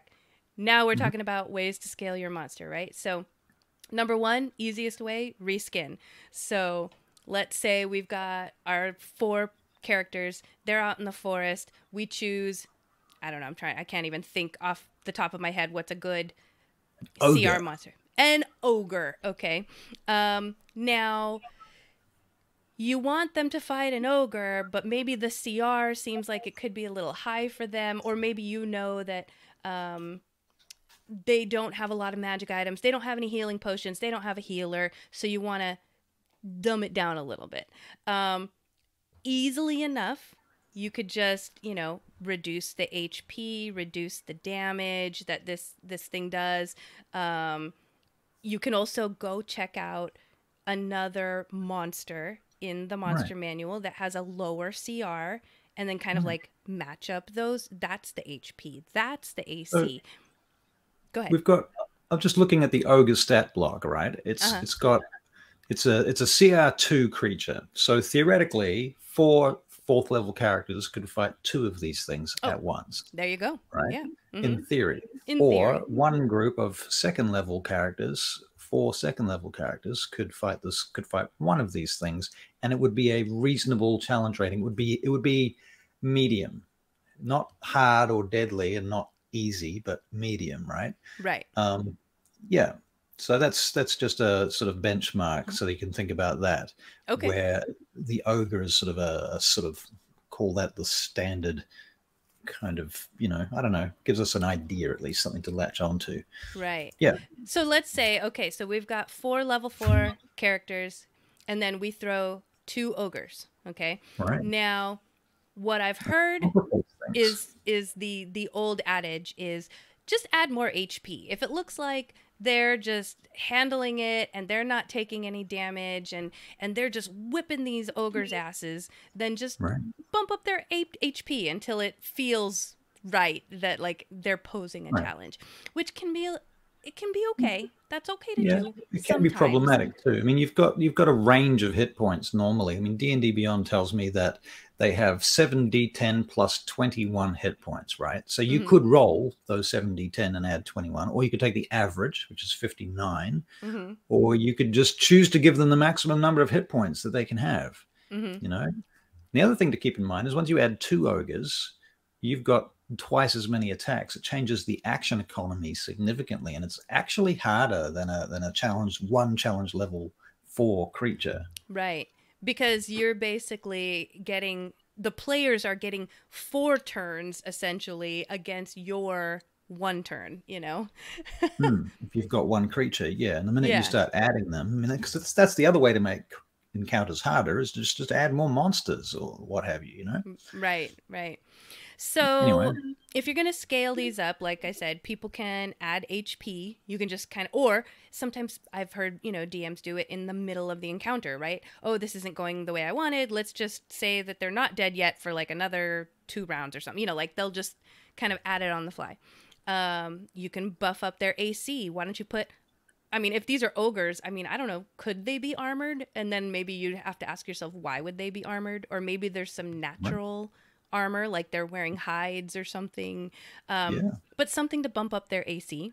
Right. I mean, ogres have an 11 armor class, which is kind of pathetic, and that says hide armor. So you could totally say these are mercenary ogres that have been armed by the Vorg Manchu mercenary company, and they've been given plate mail, so they're fucking hard to hit. Now their AC is 16 or 18 or 19 or something. Exactly. You can beef up their damage, you know, maybe give them, describe their weapon as having some kind of like, you know, magical aura, and give an extra, like, I don't know, 1d6 fire damage with their attacks, you know, something to that effect. You can also make sure you switch up, think about melee and ranged, right? Because if you have, let's say, a party that's all melee fighters, then maybe give that monster a little bit of a ranged attack so that they can keep some distance, and that'll give them, you know, your party a little bit more difficulty. Or reach weapons.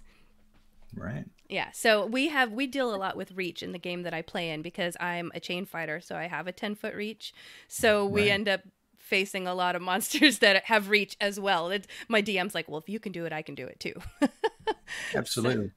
And you can name them as well. You can have a named creature. Like you take a stat block from a creature that already exists, and you say, well, this one, his name is, or her name is blah. And then you fuck with the stat block, because this is an individual, specific individual. As Upright Man says, was it Upright Man that said this actually? No. Are you checking the chat? Yeah. Yeah. About thinking of monsters as races. They should Right. exist as different levels of experience, same as PC races. Right. So, Yeah. I mean, you can take an ogre and then say, well, this guy's a 10th level fighter ogre, and then try and build something that resembles that somehow. Mm-hmm. And then if you're going to beef them up, you can also give them some extra abilities. And I put in here, including legendary. Now, I wouldn't throw legendary probably at level 4 players. I mean, But there's bonus actions. bonus actions. Again, you're talking about action economy. Actions, you know, reactions, abilities. bonus They actions. can, maybe they get, maybe, like you said, instead of it would be kind of weird having a rogue ogre, but some, you know, something like a sneak Justify attack, that. or, you know, whatever abilities that player characters have, consider Yeah. giving that to your Feats. monster. Yeah, feats, spells. Now with spells, I find interesting area of attack. You know, really think about, again, your party that you're up against, whether they're melee or distance fighters, and consider giving your monster area of effect spells. So you get a huge, you know, you can maybe hit 3 of them at once. You can also think about using spells if you have a party that you're going against where maybe they have some low, I don't know, charisma, wisdom, intelligence. You can throw some spells in there to like charm them, fear them, not fear them, but, you know, make them fear you. So you can really jumble it up. Think about the You may party have that you're elves throwing in the up group against. that are resistant to that type of thing. You know, you might want to split the group a little bit. Right. Resistances, you can give your monster some resistances. If you know that you're going to be going up against a party of, you know, they're all fire casters, then maybe come up with a monster and a reason. Again, try to make it make sense in your world, but a reason why they would be coming up against a monster that's probably resistant to fire. Make it a little bit more difficult for them. Yeah, oh, you mentioned feats. Yeah, give them some feats, you know. Maybe they can if you're adding spells to your monster, maybe give them, what's the feat that they can like have advantage on their concentration check or something, Right, you like know, Warcaster or something like that. Warcaster, something like that, so it makes it difficult. You don't have to use it exactly as it's written either. You can make it your own. It's this particular character that's doing it. Mm-hmm. You know? And then It's, go ahead. Well, it's interesting. Like I'm looking at the goblin stat block now because there's something interesting about the goblins, which I think is kind of cool. They have a thing in their stat block called nimble escape. Mm-hmm. The goblin can take the disengage or hide action as a bonus action on each of its turns. Now, that's the sort of thing that makes them more interesting. If you don't use that element and you don't know how to use that element, you're missing something. The goblins work in groups. So you've got creatures that have things like pack tactics, which I have to look up the exact wording of pack tactics now, but these are the sorts of things that make groups of creatures work really well. And if you take some of the feats like Shield Master and so on, that player characters can take, and you can give them to creatures. I recently homebrewed some guards, the wyvern-clad guards, in one of my cities in my campaign. And they're significantly more dangerous when there's 4 of them, not because there's 4 times as many, but because they can do things like help each other gain an advantage on attacks and give disadvantage to their enemies because they work together as a group, the way that players do. I made a paladin type of character, an NPC paladin, who has, rather than I hate having to look up spells in the middle of combat. It's a pain in the ass. I do too. Yeah. Right. So I added as a DM. As a DM, as a player, it's fine, but as a DM, it's just a pain in the ass. And D&D Beyond's great because they just pop up when you mouse over them, which makes it a lot easier. But to make it even easier than that, for example, I wanted this character to be able to use Smite. So I just took what I thought was a good amount of extra damage for their Smite attack and added it as a legendary action. They can choose to Smite once every few rounds, and that allows them to do more damage and have a little bit more oomph, as it were. It makes them feel like a paladin. I'm smiling because so I do the same thing. I was gonna touch on it later, but that's totally okay. Because no, don't, no, shh, it's fine. It's fine. I love it. So I have this little table that I found on the internet. It just says damage severity by level, and Right. it's just a very small grid of like, okay, if you're damaging a character that's first to fourth level, then you can do 1d10 damage, 2d10 damage, or 4d10 damage, depending on, whether you want to give them a setback, you want it to be dangerous, or you want it to be deadly. Okay, that's first Right. to fourth, and then fifth to 10th, they bump it up, 11th to 16th level, 17th level to 20th level. So it's basically Right. just a table of D10s and how many D10s I can roll as a DM to dole Right. some damage. So it gives me, again, it's those guidelines It's a of, guideline. It's, so I don't have to look up how much damage this spell is going to do or this or that. If I can just think in my head, they're fighting this mage and I'm just gonna describe a spell, and then I'm just gonna roll the damage that's appropriate, and then I don't have to look anything up right. except for this tiny little table that's on my DM screen. Sure. And it gets more intuitive as you go as well, doesn't it? Right, exactly. So I'm glad that you brought that up. Now, the other thing I like to do is, you mentioned, like, instead of one ogre, you have two ogres. But I also like to give them, if you're going to do multiple monsters, I either do monsters that have different CRs, like if they're dealing with one big ogre, but then you Right. also have, there's goblins that come in, and Right. so 5 different goblins CR and an ogre. levels, and they're just annoyances, but it still adds a level of complexity because now there's more Right. happening on the battle map. Right.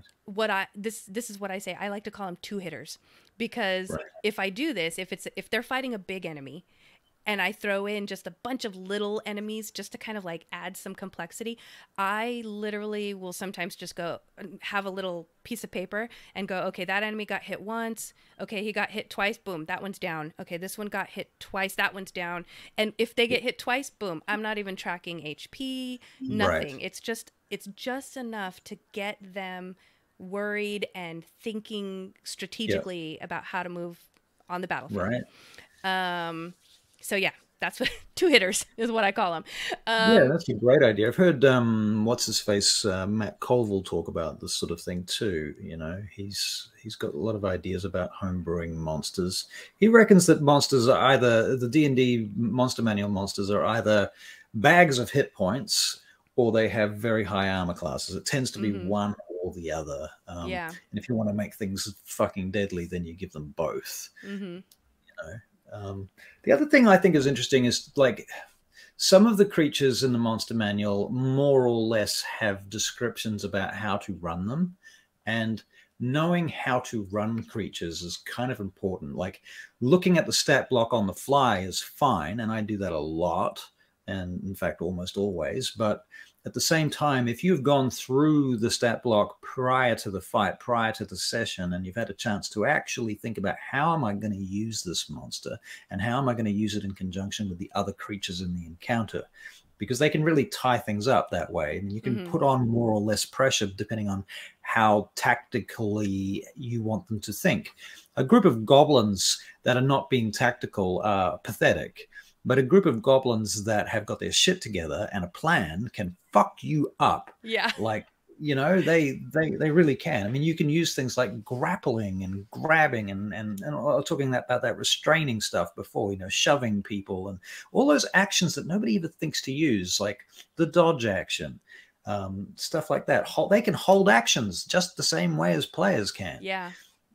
And doing those things and thinking about it and having a kind of a battle plan for them is really important. Sometimes having a schedule in your head about when, on round 3, the goblin boss is going to come through this door with 2 more of his companions, and in round 8, he's going to drink a potion of healing. Or maybe not round 8, because fights never last that long, but giving them potions and stuff like that is useful. That's actually something I didn't have in my notes, which I'm glad you brought up, is thinking about the encounter in rounds as well. Because you can, let's say we have our party of 4. We start off with the ogre thinking, one ogre's good. Like, I don't want this to be too difficult of a fight. But then Right. you realize real quickly in the first round that, oh, they're going to decimate this ogre. So then you quickly on the fly go, okay, round 2, now we're going to add the goblins, right? You can start kind of thinking this encounter in rounds and adding things or taking them away as you need to keep beefing this up. Right, and you can have them flee as well, right? They You can have run them away. flee, yeah. So In real life, hardly anybody wants to fight to the death. Let's face it. Yeah, that's true. Another thing real quick to mess around with is size. I find it really funny that, you know, especially with new players, whenever they come across a really big, epic monster, they're always surprised that the AC is a lot lower than they think. But it makes sense because they're bigger and they're slower, and of course you can hit them. But if you make a monster smaller, their AC goes up because they're harder to hit. And so sometimes I really like to throw tiny or small creatures my players, because it's frustrating to them. It's just this little annoyance again that's hard to hit. So they can't really do the damage that they want to do, but you're able to kind of like poke at them and really get their motors going. But okay, so here's magic items you mentioned before too, you know, like things of invisibility. Yes. Invisible monsters are a real pain in the ass. Yeah. Because usually the players will like hold their turn until they can see them again, or you know, something to that effect. Yeah, giving your monsters the ability to go invisible or any of those extra abilities, really helpful. So here's one of the tricks that I do, especially if we're talking about scaling, is I don't like to go into an encounter with a monster that I think is already going to be deadly. I would rather start light and do some of these things that we've already talked about mid-battle, okay? Like, you know, add extra enemies. Or now here's the thing, because I don't want to be unfair to my players. So anything that goes off in round 1, it still needs to be like, you can't just all of a sudden say, well, now my monster has spells. Like, you didn't, you know, if you didn't set that up. Yeah, I mean, I guess you kind of could, like, maybe in the first round they didn't cast a spell, and now in the second round they're gonna. But just be very mindful of what you're adding, that it doesn't look like you are just out to beat your party, you know? Right. If that makes any sense. I find that scrolls are quite good for this, actually. I had a cleric of, what was it, Orc Hand of Luthic, pulls out a Dispel Magic frickin' scroll in the middle of a fight to get rid of somebody's moonbeam.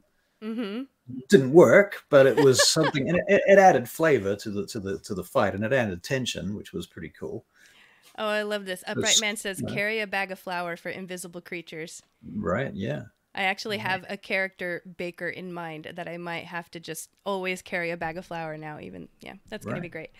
Okay, so that's my trick for scaling up monsters, is I start, I don't want to say I start low. I start in the medium to high area, usually in the medium area, and then I will consider, what can I do to scale this encounter up if I need to, okay? Without breaking immersion, without making it look like I'm cheating with my monster and giving them extra stuff on the fly, you know? So consider that. Now, I also will consider, I feel like I wrote these notes up and now I'm kind of going out of order, so I hope this is not going to mess you up too much. But I also will consider the terrain that they're in, because not only can you scale up the monster, but you can scale up the terrain. You can, maybe, like right now, my players are in a very rocky mountainous area, so if the fighting gets pretty heated, there could maybe be a rock slide that happens during one of the rounds. There could be an earthquake. There could be, so consider your terrain and think, okay, if they're having too much of an easy time, let's throw a rock slide their way and see how they deal with that and the monster. Exactly. I mean, and where you place the fight, the terrain itself is so important. You know, a bridge is a very different thing to a field. You know, somewhere where there's a door or a portal or an entrance or a tunnel makes a huge amount of difference. There's nowhere to run. You know, that changes everything, and you set the players so that they can only be two abreast, and similarly for the monsters, they can only be two abreast. It changes a lot. They can't surround you so easily. It's much harder to get advantage and flank and stuff like that. Right. Right. Yeah. And, you know, aside from terrain, you could add aggressive weather. Now, I wouldn't like. What does that mean? I mean, I wouldn't describe like you're fighting and it's a sunny day and now all of a sudden there's a downpour, like, unless you can make that make sense in your world. But if you have already started, like, plan to start your encounter where there's some weather that you can then build upon if you need to. Right. Makes sense? Yeah. So start the encounter where there's clouds in the sky and you can hear like a distant thunder. It may or may not result in anything during the encounter, but if you need it, it's there. Right. Exactly. You can tweak that as you go. Yeah. You set it up. If you set it up, you can't really have like a don't mention the weather and all of a sudden there's a storm. But if you set up that there's possibly a storm brewing, then it's an option now. Yeah, exactly. That's the thing. That's what I think I didn't think I had a word for it before, but as a DM, you're going to set this stuff up so that if you need it, you got it. But if you don't need it, they won't know the difference. I love it. Yeah, right. It just turns out to be flavor then, doesn't it? Right, right. Layer actions now. Layer actions tend to be like if you are, you know, you're going to go fight a dragon or a big epic monster, you usually go into their lair. But that doesn't mean that you can't have layer actions. You know, you're in the forest and you're looking for that ogre, right? But you could kind of throw in some layery type actions in the forest. A tree cracks and falls in the... Again, this is kind of using the terrain and weather, but I just kind of also counted... I'll look up layer actions and see, like, what are some things... What do they have? Yeah. Yeah, what do they have in this terrain? Or you can use, like, wild magic surges, you know, make sure you set it up before the fight. I have an interesting take on layer actions, actually. I'm just going to throw this in. Yeah. You can give layer actions to, for example, I recently gave layer actions to some guards. You wouldn't think guards would have layer actions, but the thing is, if you encounter a bunch of guards on the street, they are going to fight one way and have so many options. But if you were fighting them in the actual palace where they hang out and where their guards, their friends and so on are, they have access to more armor and ammunition and weapons, and they can do stuff like blow horns and call more enemies, and they know the terrain. They know this is their lair, you know? So individuals that might fight differently out in standard terrain are going to fight differently in their own home territory. Somebody that's fighting in their own house, even if they're like a first level halfling rogue, knows where the short sword is hidden behind the fireplace, you know, stuff like that. Or they can do things that relate to their abodes, if you like. Right. Yeah. Oh, I love that with the layer action. I didn't think about that. Like, yeah, being John Wick hiding like weapons in the hiding weapons in this house. Traps. Yeah. Right. Pull the lever and the place fills with fire or something, or the floor collapses or whatever. You've set it up. Yeah. I mean, you wouldn't necessarily have to add that into a monster's stat block, but if you're home brewing something specifically, then you might as well, so that it's right in front of you while you're DMing it. Yeah. And that kind of ties into the next idea I had, which is throwing puzzles into the combat. Now, there's a lot of ways you can interpret that. My original idea was going to be, like, I threw my players into an encounter where they were fighting a monster that they knew was going to be too strong for them to destroy.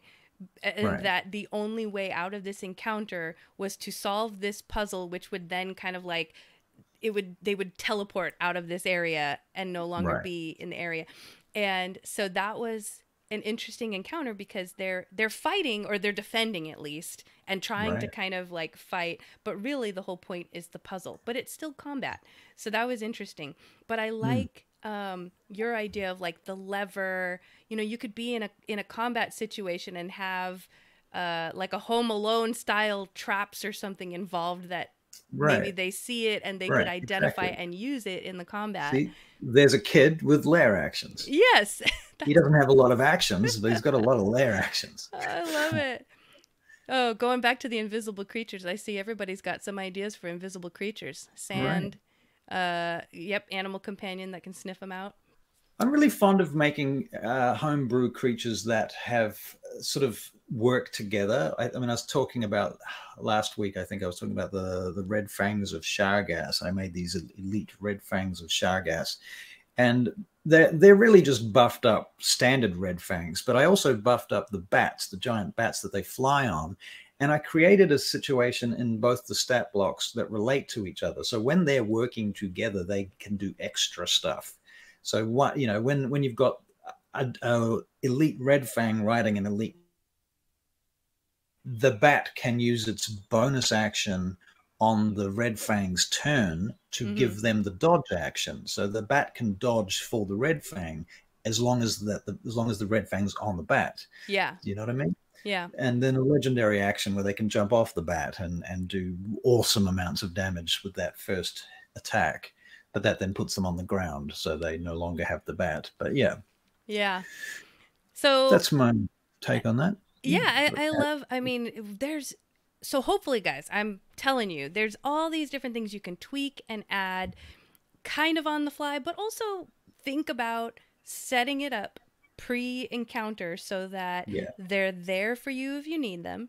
But now we've already talked about like add this, you know, give your monster this. Right. What about taking away? We talked about difficult terrain, and you mentioned a bridge.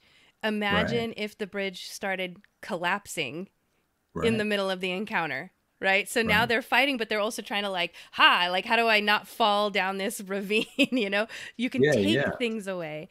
And then I thought, you know, if you have a party, for example, the game that I run, we have a lot of magic users who kind of have, what do they call them? Like Deus Ex Machina moves sometimes in these combats.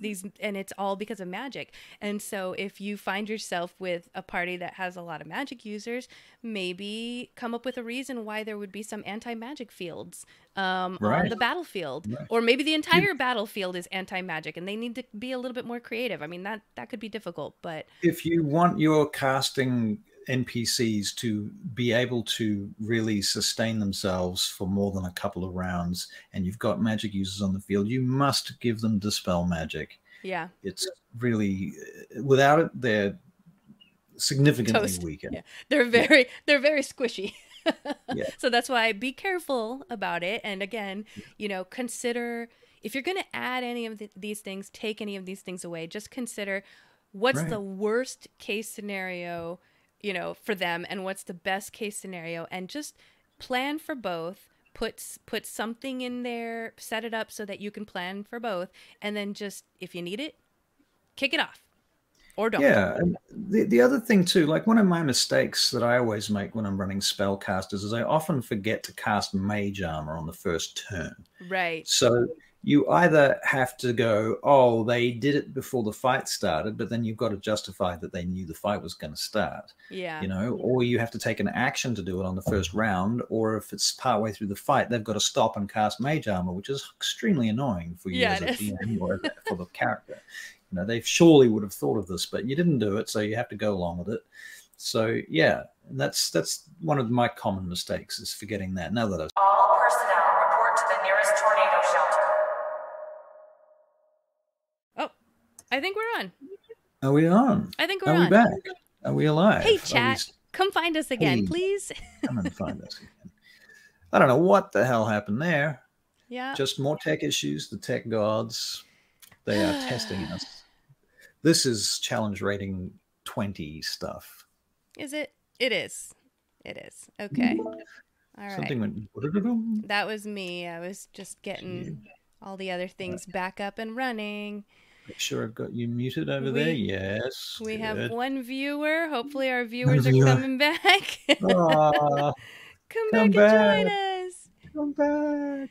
Okay. Oh, no. Well, let's keep it going because everyone will just find us on YouTube or on YouTube, and they can catch back up if they need to. But shoot, where we were talking about anti-magic fields, squishy magic Right. people. Okay. Right. Uh, Spelling magic. yes. Yep. Okay, so I wanted to touch on real quick. Where were we? We're down to homebrewing monsters. Right. Okay. Like, So we're talking about coming up from the beginning, from nothing. yes. So everything we've talked about so far was like scaling, taking an existing monster and then just adding some tweaks or taking something away to change up the difficulty, right? And also how to know when. Like if you've got your party, you went through the first round, they're just breezing through it, that's when you know. Okay, add Right. in a little bit of that difficulty. If you get through that first round and somebody's already down, then you know that maybe you need to find a reason to scale something down a bit Right. to help your party. Right. So that's scaling. Okay, now homebrewing a monster completely from scratch. Let's talk about that.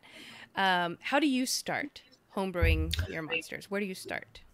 Homebrewing a monster completely from scratch. Well, I mean, you have to have some sort of inspiration for it, don't you? And it depends what the campaign is and what the general gist of the storyline is and the terrain and all of that sort of stuff. Where are these people? I mean, are we talking about, you're going to ask the question whether or not this is the big bad evil guy, or is this going to be just a mob that's, fairly low level kind of trash mob, to use World of Warcraft terms? Not that I actually play World of Warcraft these days, but yeah, I don't honestly homebrew a lot of monsters from scratch in Dungeons and Dragons. I do scale them. I do put tweaks on them. See, that's the thing. And a lot of my campaigns are very humanoid based anyway. Like I talk about a lot of orcs, for example, or certain types of guards or orders of wizards, for example. I homebrew wizards, a lot of different types of wizards, all the different types of wizards of the Barakyle Envoy, for example. I've got like necromancers and war mages and archons and illusionists and spies. And I recently homebrewed the Quasit, sort of readjusted the Quasit, because the Quasit is such a cool creature. It's and so fun. Right, but once they've been spotted, they don't pose much of a threat, which is good. They shouldn't. But Yeah. I did tweak them up a little bit just to make them last more than one attack, because at this point, players just swipe one hit and they're gone. That's, they've got like 7 hit points or something. Yeah. So I made them a little bit tougher. These are the Barakyle Envoys Quasits. So they're special Quasits. They've learned how to, summon slightly more powerful ones. I've re-homebrewed the Tanarok, which is a demon that has been created from an orc, and I've made this one called the Ungor Tanarok because it's from the Ungor Ma'ak Empire, and so they're a little bit more powerful. So finding the inspiration generally comes from, what do you need, and from your experience of the game. In my case, it's a case of I've telegraphed the idea that this creature is going to turn up at some point in the campaign, and then by the time it turns up, the players are actually too high level for it to be that challenging. Right. So that's when I'm like, okay, well, I'm going to scale this thing up and make it tougher, or what have you. Mm-hmm. But again, I think that really understanding the stat block, that's actually quite hard. When you look at the original creatures, make sure that you do understand the stat block properly, because you might not have to tweak them up. Sometimes it's a case of you can be more tactful with them, or tactical with the creature. Tanaroks are a good example because they have certain abilities that make them fucking powerful. If, all by them. Somebody just entered chat. Yes. Yeah, they're super powerful all by themselves, and so scaling them up, you have to be really careful, because you might be halfway through the combat and go, oh, wait a minute, this thing has this reaction that does this thing that's going to fuck everybody up, and it's already there. Why wouldn't I use that? So you don't necessarily always have to scale things up when you make sure that you understand the stat block from the beginning. Right. I guess other forms of inspiration, I use a lot of AI art. I make a lot of AI art just for fun, mostly. I create a lot of NPC figures and sometimes monsters and things. And some of those have been quite inspiring. And I certainly have got some ideas for homebrewing creatures along those lines. I like to go through the monster manuals and such and look for different powers that already exist. I created a guard recently that they have, you know, normal sort of things, a crossbow and a longsword type of deal. They're just city guards kind of stuff. But I realized a few months ago that the archer stat block in the monster manual is fucking powerful. It's like a challenge rating 3 for an archer is hell powerful. And they've got this thing called Archer's Eye they can use 3 times a day, where immediately after making an attack roll or a damage roll with a ranged weapon, the archer can add a D10 and add the number rolled to the total. So it's either to the attack roll or the damage. It is hell powerful. They can do it 3 times. Yeah. So, and they have a lot of hit points too. So I thought, well, I'm going to take that and add that to my guard but he has a crossbow and a longsword, and they can do that with either the crossbow or the longsword, not just the longbow, which makes it a bit more interesting. Things like this particular guard gains advantage to attack rolls when they are within 5 feet of another guard of their own type, as long as they have shields, you know, and they don't always have to have shields. So that's some of the that's the sort of stuff I'm doing with homebrew creatures mostly at the moment. Yeah, that's cool. I mean, you know, AI art I'm still new to, but I've seen some of the AI art that you've done, and it's like, yeah, that's pretty inspiring, just to randomly throw in some words to like an art bot and see what it comes up with and go, oh gosh, that looks terrifying. That's a monster. Here we go. Right. Absolutely. You know, just come up with some words and themes and ideas and sort of some words that are adjacent to those words and themes and some words about lenses and camera style and shit as well. And you get a more interesting picture. Yeah. But yeah. And then we talked about this, I think it was during the skills challenges episode, right. But you know, I get inspired by a lot in the real world. I'll see something and I just go, man, that is so cool. And then I immediately think about how I can put that into my game. Like I watched that documentary with like elephants and then little birds flying around the elephants. And that's how I came up with this idea for the encounter of this gargantuan creature and little tiny creatures that they have to fight or find or what have you, and not get trampled by this gargantuan creature. So you can get inspired by just about anything. Find what inspires you. Well, and you can take mushrooms. Yeah, you can do I'm just kidding. Nobody should do that. Don't take illicit drugs. But then, so if you're starting from scratch, right? If I'm starting from scratch, that's what I start with the concept of the monster. It's going to be a gargantuan something, right? And I want it to be able to stomp, and I want it to be able... Okay, so now what I would do is I go search through the monster manual and try to find a close stat block. So again, I can make sure I'm covering all my bases when it comes to how much HP should a creature like this have? What should the AC be? What kind of abilities should I consider for a creature this big? You know, all those things kind of... It's almost, again, kind of like taking those existing stat blocks and scaling them, kind of, sort of, you know? The other thing is that you've been playing in your campaign as a DM for a while now, right? So you've seen how your players do stuff, and you know what kind of ACs they can hit, and you know what kind of damage they can deal out. You know what spells they have and what kind of tactics they use. And often it's the tactics that they use might actually inspire you to mess with their action economy or mess with their tactics somehow. Find a way to get in there and force them to play differently. Sorry, I was just thinking, we were talking about, you know, make your monsters have the ability to go invisible, and I was thinking, my God, a gargantuan invisible creature would be fantastic. All you just see is a big giant footprint that shows up right next to you. Right. Yeah. That's for amazing. Sure. I have one of those, actually. That is, oh God, so fun. Okay, so how to homebrew. Get your monster concept, whether it's art, your idea, something that you saw in a documentary.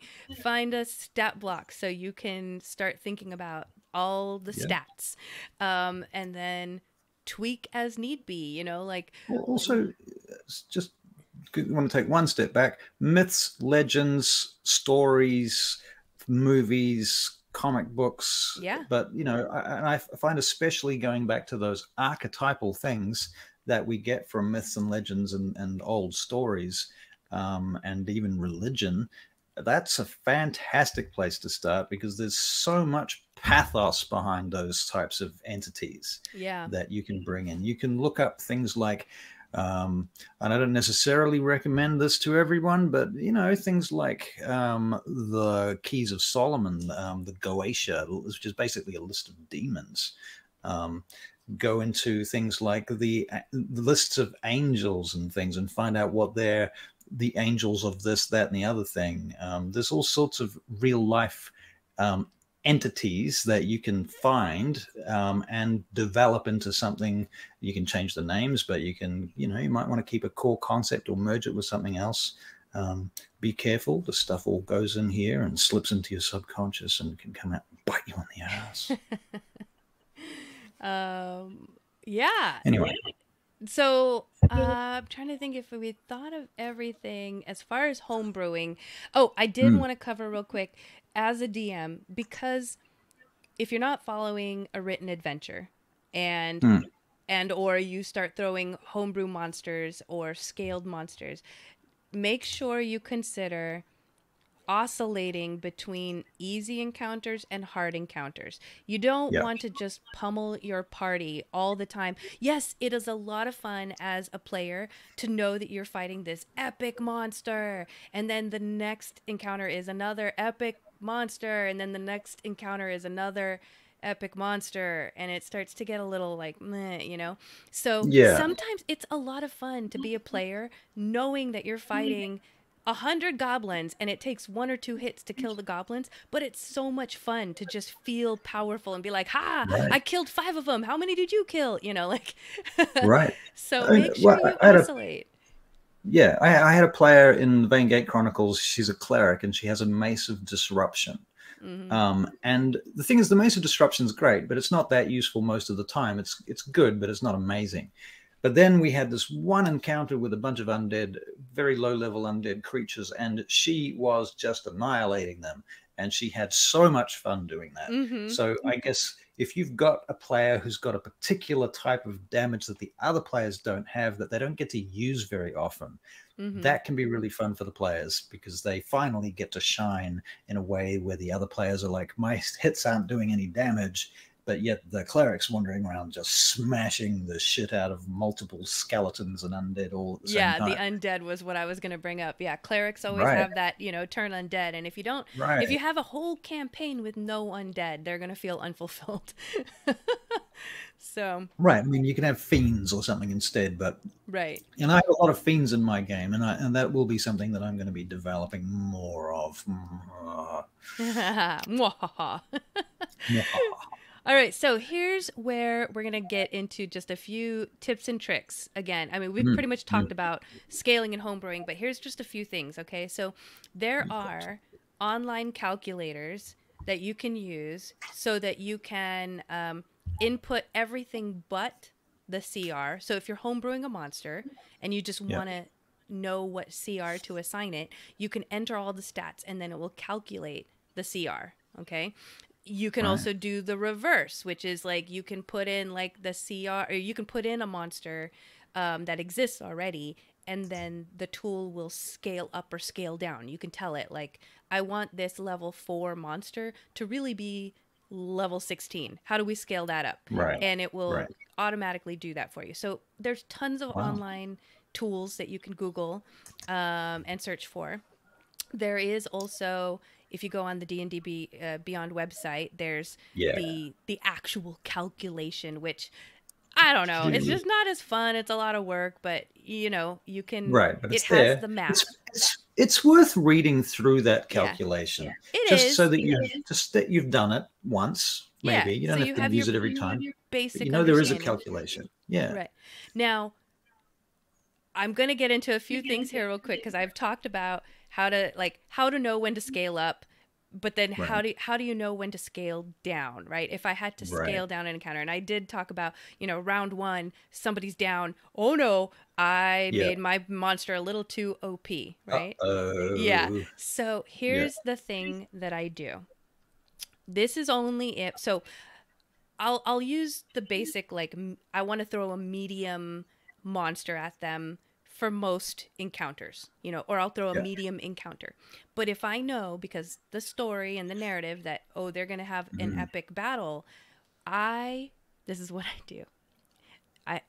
My husband's probably listening, but this is what I do. Block your ears. I plan. I don't just choose to create a difficult monster or whatever. I plan my encounter so that it is difficult enough, and I wait until at least one person is down. And then I start finding ways to scale down my encounter. But I basically create a difficult encounter on the fly. Uh-oh, did I lose Russell again? Uh-oh. Okay, we're gonna, real quick, guys. 1 second. Here we are. Here we go. Here we are. I'm going to retransition here. Okay. Boy, we're just having difficulties tonight, guys. I'm really sorry. Okay. Yeah. So I start off with I make sure my encounter is very difficult. Round 1 at least should, I'm going to telegraph to them that they're going into a difficult encounter. I make sure round 1 shows you're in for it. And then I just keep pounding them with this difficult encounter the way that I've set it up until one person goes down. At least one person. Now, depending on the narrative, I might wait until 2 people are down. I want this to be like a holy shit moment. Yeah, what are we going to do? This is going to be a TPK. We're fucked. Yeah. Now, I won't do the I guess it depends on my monster. Most of my monsters aren't smart enough to go, that person's down, I'm going to go over there and stab them for 2 death saves, right? Like, I'm not going to be brutal, but I am going to give them the sense that this is dangerous, and also, you have 1 or 2 people down. On that side note, I find that a lot of people argue about, well, they're already down, why wouldn't you kill them? There's a lot of reasons why you wouldn't go and finish them off. You don't know they're not dead for a start. They're lying down covered in blood. They look like they're dead. They're unconscious. Why would you start doing extra damage to a dead creature when you're being attacked by 4 other people? You've got better things to do. Your action economy doesn't make any sense to do that. That's the most obvious answer to that. But anyway, please continue. Sorry. No, so basically I start off with the difficult encounter. I pound them until 1 or 2 are down, and then I will find ways to scale the encounter back or find a reason, like you said, maybe something happens, a guard comes in and tells, like, maybe they're fighting a humanoid, they're fighting an evil queen, a guard comes in and telegraphs some kind of message, and now the queen needs to leave, and now leaves a monster behind to finish the battle, and now this monster, so their priorities change, so that's just one example, but whatever narrative you can find to scale back the encounter after you've got 1 or 2 people down, that's enough to give them an encounter that feels very difficult. Story reasons work much better than just pulling out shit out of your ass, Right. So story reason. That's my trick for scaling up and scaling down. And then the other thing I saw online, which I've heard of this before, but I've never really thought about it, I really should look into it, is if you're going to homebrew a monster, make sure that monster's max damage per 1 turn is not more than the HP of your highest player, right? Because then but now you can see how the math makes sense, that in 1 turn I could easily kill the strongest player in the group. Then you know that you need to scale that back a bit. Yeah, for sure. Sure. Yeah, that is really interesting, and it does bring into question the concept of fudging dice rolls and such. At the end of the day, especially if you've homebrewed something, or even if you've just built the encounter and not thought too hard about it, you can easily put characters in situations that you didn't mean to. It was not your objective to kill them. And you've created a situation where they're in fucking grave danger. And if you play it rules as written, they will die. So you do need a story reason or some sort of Deus Ex Machina to get them out of it, or sometimes you might just say they swing and they miss, you Yeah. know, or something like that. We didn't talk about saving throws, actually. That's another thing that's Oh really yeah, important we when didn't. home-brewing creatures. You're right. Because their saving throws versus spells and stuff, that makes a huge difference sometimes, you know. Yeah, that's Um, true. Yeah. So yeah, take a look at all those stats. Saving throws we didn't think of, but you know, any one of those stats you can tweak, and then just make sure that if you're throwing what you think is a dangerous encounter, that you've telegraphed it beforehand. You know, Yeah. we've already talked about setting up your encounter so that you can take it one way or the other. You've already touched on making sure that we're focusing on what's fun and that you're not being the DM that's just out to beat your players, because that's right. that may be pretty fun for you as tedious. the DM, but it's not as much fun for your players. Yeah, exactly. You're not really a dungeon master. You're more of a dungeon apprentice. Right. Yep. I like that. Yeah. You have much learning to do. Yes. And then I want to tie this back because it's a good thing you talked about your, PC deaths and mitigating or preventing PC deaths, because I had a point and it literally just whoop. What is it? Well, while you're thinking of that, I was going to say that the players can always run away. Yeah. You know, they don't have to fight all the time. It's not required. A lot of players seem to think that it's like, oh, we're playing D&D, we have to fight the creature. And I've been at work all week selling cell phones or whatever they do, or whatever this, they could be scientists or astronauts, but whatever. They come to the game to get away from their lives, so they're more likely to take big risks in the game because they want it to be exciting, and they kind of have to trust you as the DM to make it exciting, or they're going to take it into their own hands and do silly things, which means often taking risks until you've beaten that out of them by killing off their characters over and over and over again. Well, see, I feel like some players or player groups don't know that that's an option, and I think as a DM it would be helpful if it's their first time in an encounter where that they're in over their head, or that you can only scale it back so much and they're hurting now, then what you can do as a DM is find a way to telegraph to them that they can run away. What if there's an NPC that's off in the sidelines that's like, psst, hey, like, come this way, and that's a quick prompt of, oh, we can actually leave this encounter, find a way narratively to telegraph to your players that that's an option. And I'm willing to bet even you if it's an investigation check. Right. Willing to bet if you do it once, then they will always consider that in future encounters that are tough. Yeah. And if it should always be an option. Running away is always an option. It's, fighting is rarely anybody's first option or choice. Yeah. In the world, we only fight when we're cornered or we really, really want something. And that thing that we want is worth more to us than the dilemma of murdering somebody to get it, Okay. That thing that I was thinking of, I think I already covered it, and that's why my brain just went zoop, because it was all just about, PC death. But yeah, anyway. All right. So I think that leads us into our weekly world building. Ta-da. Ta-da. And so I know we lost some viewers because of the technical difficulties. I'm really sorry, but if you guys are still out there, I'm going to ask for your help. Okay, I am going to explain to you some monsters that I am going to build, that I'm going to homebrew. Sorry, my brain just, whew. Anyway, I'm going to homebrew some monsters, and I'm going to ask for some help building this. And if you're in the chat and you want to provide some info, shout it out, and I might put that in, and then I'm going to run this by my players, I think soon. And when that happens, I will report on it in a future episode. So here we go. Okay. Right now, my players are in a mountainous, rocky area. And the way that I described it to them, at least in this immediate area they're in, if you've ever seen the movie or heard of the movie 127 Hours, I think it is, this guy gets lost in like this kind of canyon that he's hiking all by himself, and it's like windy tunnels, and sometimes it's open air, but sometimes you're kind of like beneath the rocks. And anyway, that's this immediate area. And so I'm looking for some monsters. I need one monster specifically.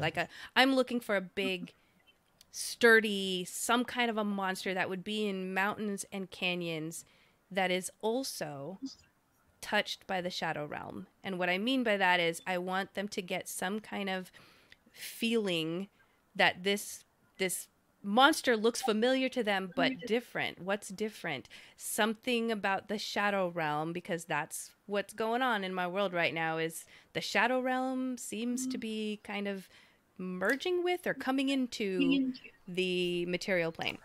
So it's like the Shadowfell is bleeding across. Something to that effect. They haven't quite figured out exactly what's happening. So I don't know. You tell me. If you guys are in the chat, I know we've got a few people. Oh, my husband said mountain goat.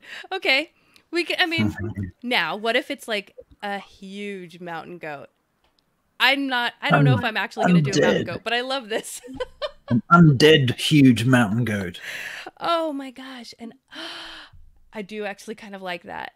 I don't know how big, because dire goats are pretty big, right? I want it to be bigger. I want a monster that's like it's bred by giants or something. Bear size monster. Right. So I guess a mountain goat could. Yeah, for sure. Okay, let's just stick with that. Let's just say mountain goat, because that's just this exercise. They don't know what I'm actually going to throw at them. All right, so we're going to do some huge...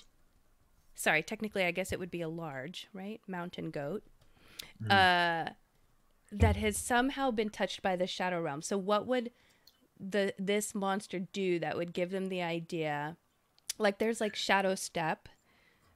There's... Well, Go ahead. Do you want my feedback here? Yes, please. Well, it could have diseases. It could pass diseases. It could be full of maggots. I love the maggots. It could be sort of a corpse-like thing. I'm going with the undead thing because I'm thinking of the Shadowfell and the death domains and what have you. So it could have diseases, or maybe not poison, but something like that. Yes. That it could be covered in flies that do something of their own, like a swarm of flies. Oh my gosh, you're touching on to something I was going to ask about next, which, remember I said, I like to throw one monster and then a bunch of little monsters in the case I need it. And so the bunch of little monsters could be like, could you just imagine like swarms of things like flying out of its body? Yeah, exactly. Yeah, that's what I'm thinking. Right. And it could have a pretty nasty bite too that imparts, a saving throw against, like a con save or something. And if you fail the con save, you end up with some sort of disadvantage or disease that does something to you. It gives you a level of exhaustion, or I don't know. Then now you're homebrewing diseases, but that's another thing. Right. But or you could choose something that already exists. But see, now this is great because this is what I love to do when I homebrew encounters. Is I've got one large creature. And I have my second set of monsters are small, right? So they're going to be harder to hit, and they fly. So that changes their range of motion and what's dimensional, high, low, space. Dimensional space. Yep. Okay, so let's see here. Avery says creatures that give you a second shadow before consuming you. Ooh.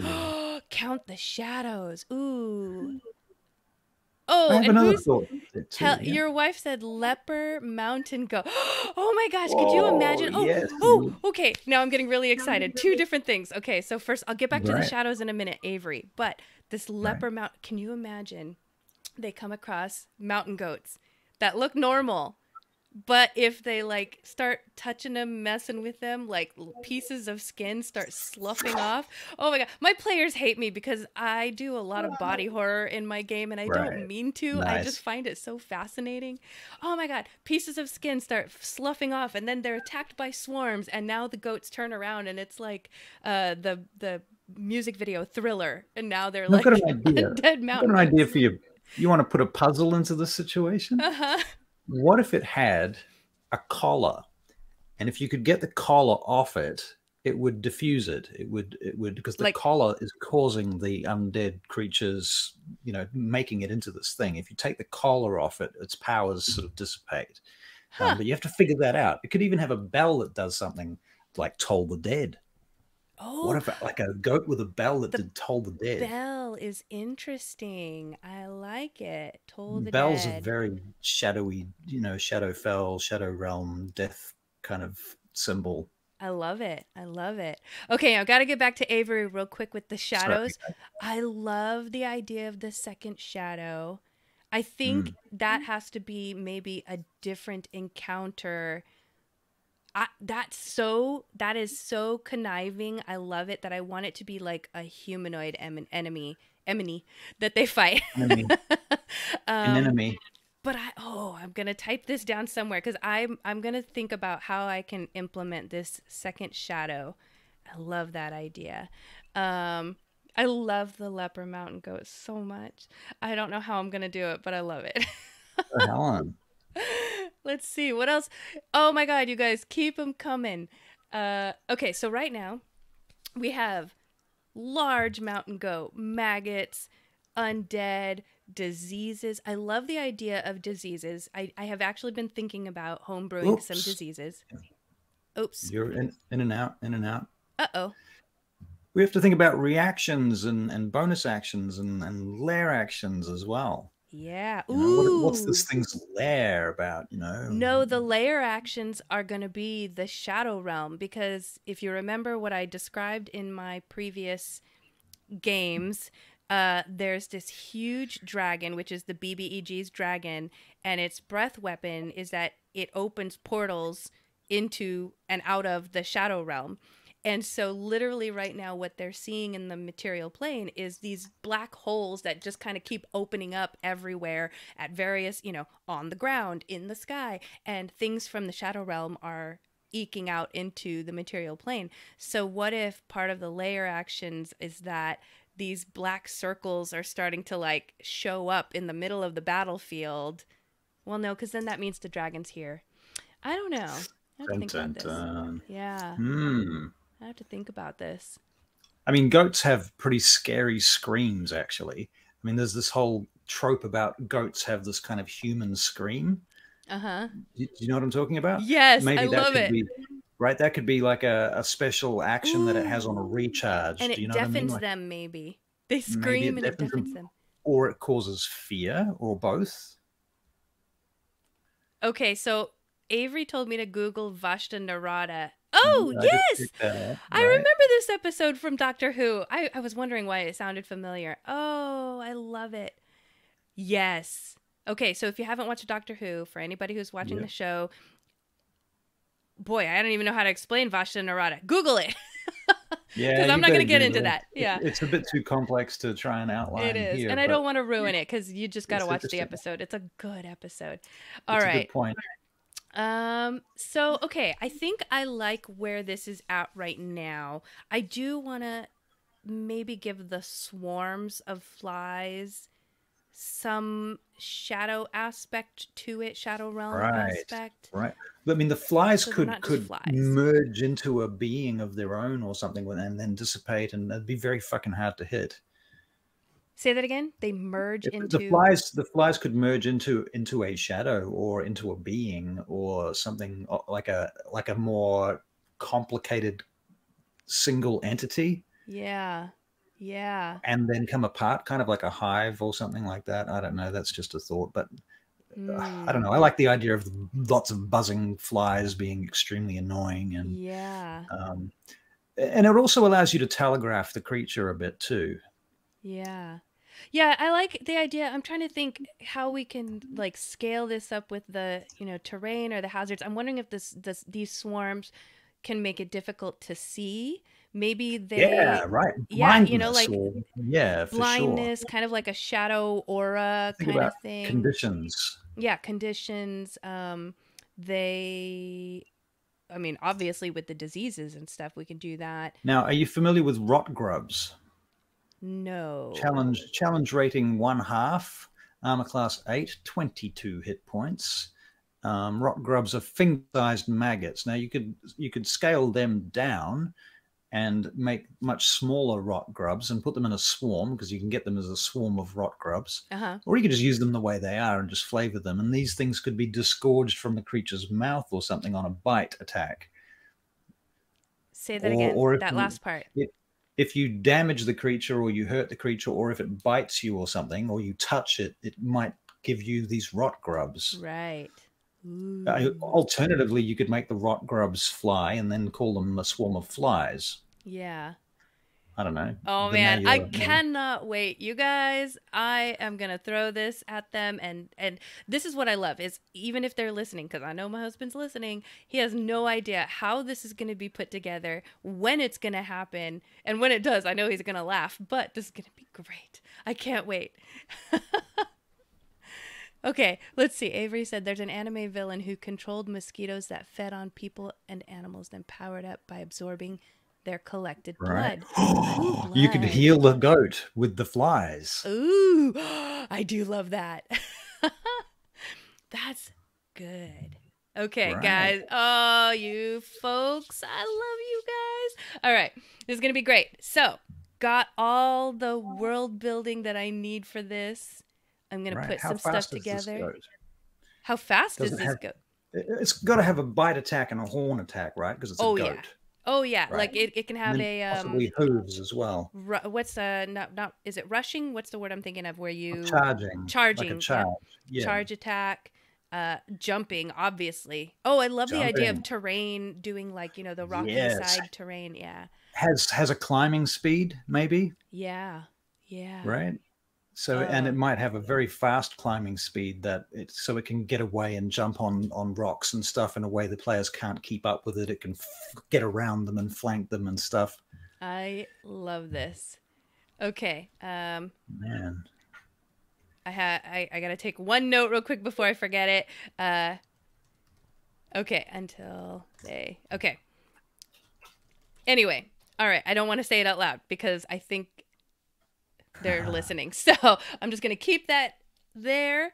And anybody who's listening, keep an ear out. When are we playing next? I think we're playing mid-July, actually, for this. So you guys have a little bit of time to wait. But that gives me some time to really nail this encounter down and maybe change it up just a little bit so my husband doesn't know what's coming. And then in about a month, I will tell you all what happened. But I thank you guys for your input because this was fun. This was a lot of fun. All right. The Catoblepus is another monster that has some powers you might want to look into. Yeah? Yeah, I'm trying to find the stat block for the Catoblepus right now, but it's fucking scary. It's got such a funny name, doesn't it?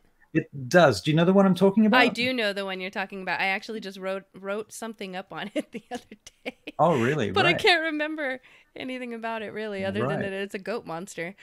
Overlord called Dark Young. Okay. Ooh. Thank you, Avery. Okay. All right. So let's not beat this dead goat. And we'll move on. Okay. So anyway, folks, sorry this was a little bit of a longer episode, plus we had some technical difficulties. I appreciate you guys sticking with us. Please remember to like, share, and subscribe. Share us with your friends. Share the wonderful gift of dead goats with flying swarms coming out of them because they'll love it, right? Come check out all the other stuff that Dungeon Studios has and does. Come check us out on Facebook, on YouTube. We got some TikToks going out. When the podcast gets posted, it goes to Amazon, Apple, Spotify, YouTube, all the other things.